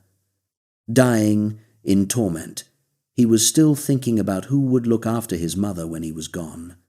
Then, at midday, when the sun should have been at its highest, a darkness came down over the whole land and stayed for 3 hours, as though creation itself had turned its face away and could not bear to watch. And out of that darkness came the most harrowing words he ever spoke, not the calm of a man at peace, but the raw cry of one who felt utterly abandoned. My God, he cried out, why have you forsaken me?" Whatever exactly was happening in that hour, and it goes down deeper than anyone can follow, the innocent one was bearing something that was never his to carry, and he tasted in his own soul a forsakenness the rest of us are mercifully spared. "I am thirsty," he said, and someone lifted a sponge soaked in sour wine to his cracked lips. And then, at the very end, his voice changed. It was not the sound of a man being defeated. It was the sound of a man finishing a task he had set out on long ago. "It is finished," he said, and the long road he had chosen out among the desert rocks, the cup he had accepted face down in the garden, the whole of it was complete. "Father, Into your hands I commit my spirit." And he bowed his head and gave up his life, and even that he did on purpose, handing it over rather than having it wrenched from him. The moment he died, the world answered. In the temple, the massive curtain that walled off the innermost holy place, the sacred room where the presence of God was said to dwell, the very chamber a foreign general had once tramped into and found empty, was torn clean in two from the top to the bottom, as if by a hand no one could see, and the way in that had always been closed stood suddenly open. The ground shook, and rocks split apart, and tombs broke open. And the hardened Roman centurion in charge of the execution, a professional who had watched more men die on crosses than he could count and knew exactly what the end of a crucified man looked like, watched how this one died, and said the truest words any Roman said that day. "Surely," he breathed, "this man was the Son of God."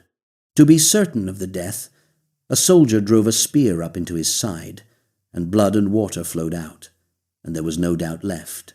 He was gone. And now, of all moments, two frightened men finally found their courage. Joseph of Arimathea, a wealthy and respected member of the same ruling council that had condemned Jesus, a man who had kept his belief a careful secret, went openly to Pilate and asked for the body, which took more nerve than anything he had ever done. And with him came Nicodemus, the Pharisee who long ago had crept through the dark to ask his questions where no one would see, carrying now an enormous and costly quantity of burial spices through the open daylight for everyone to witness.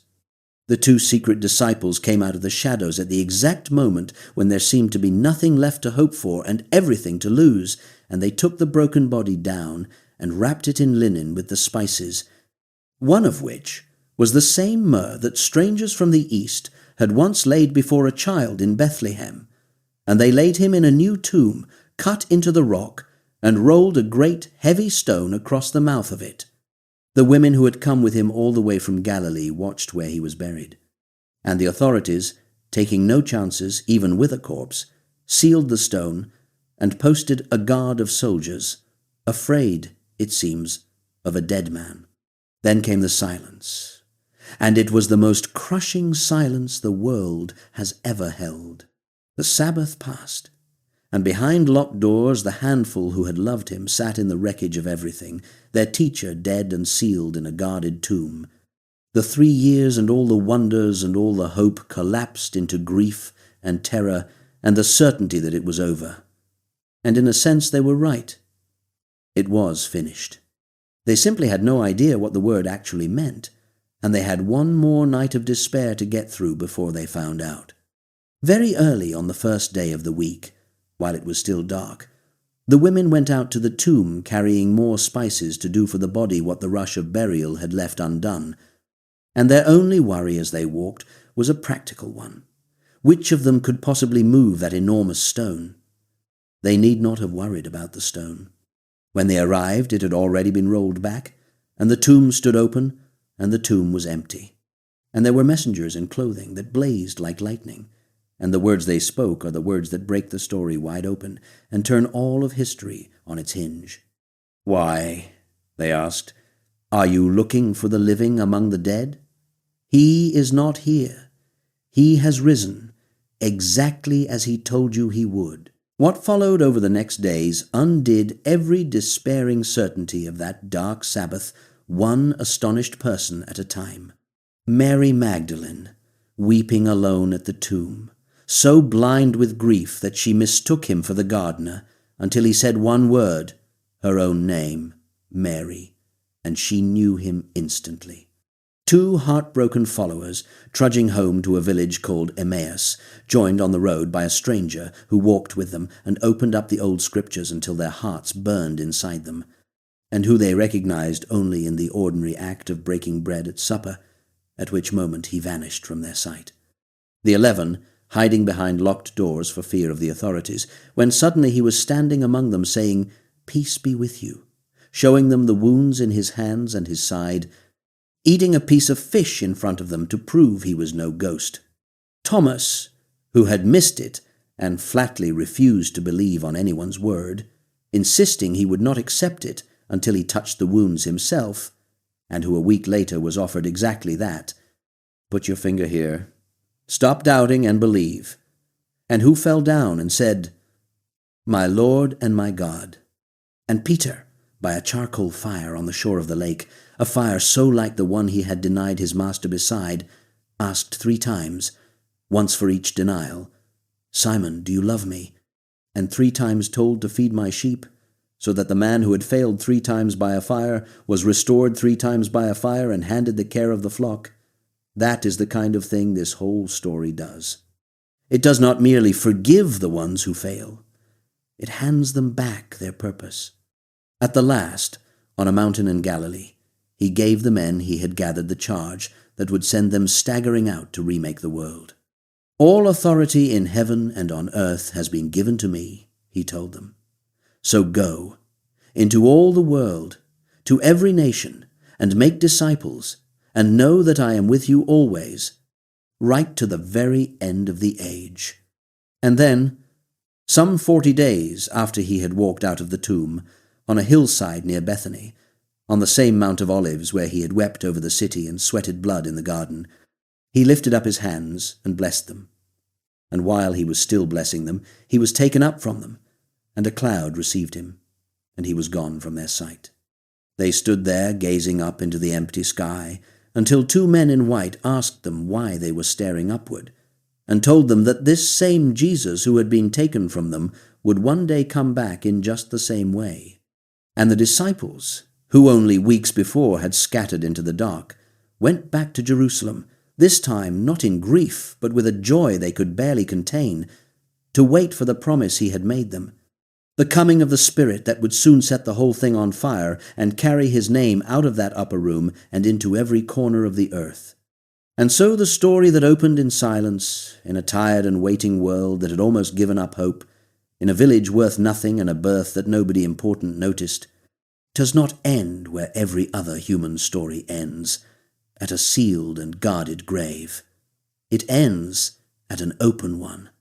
The child that a fearful king could not kill, the carpenter who spent 30 ordinary years unseen, the teacher who blessed the wrong people and touched the untouchable and wept at a friend's tomb before he emptied it, the condemned man who would not come down from his cross because coming down would have left us behind, walked out of death itself into a morning that has never really ended. That, from the very first page, was always the whole point of it, and it is why, 2,000 years on, the story is still being told, and still being lived, and still, quietly and stubbornly, changing everyone it touches.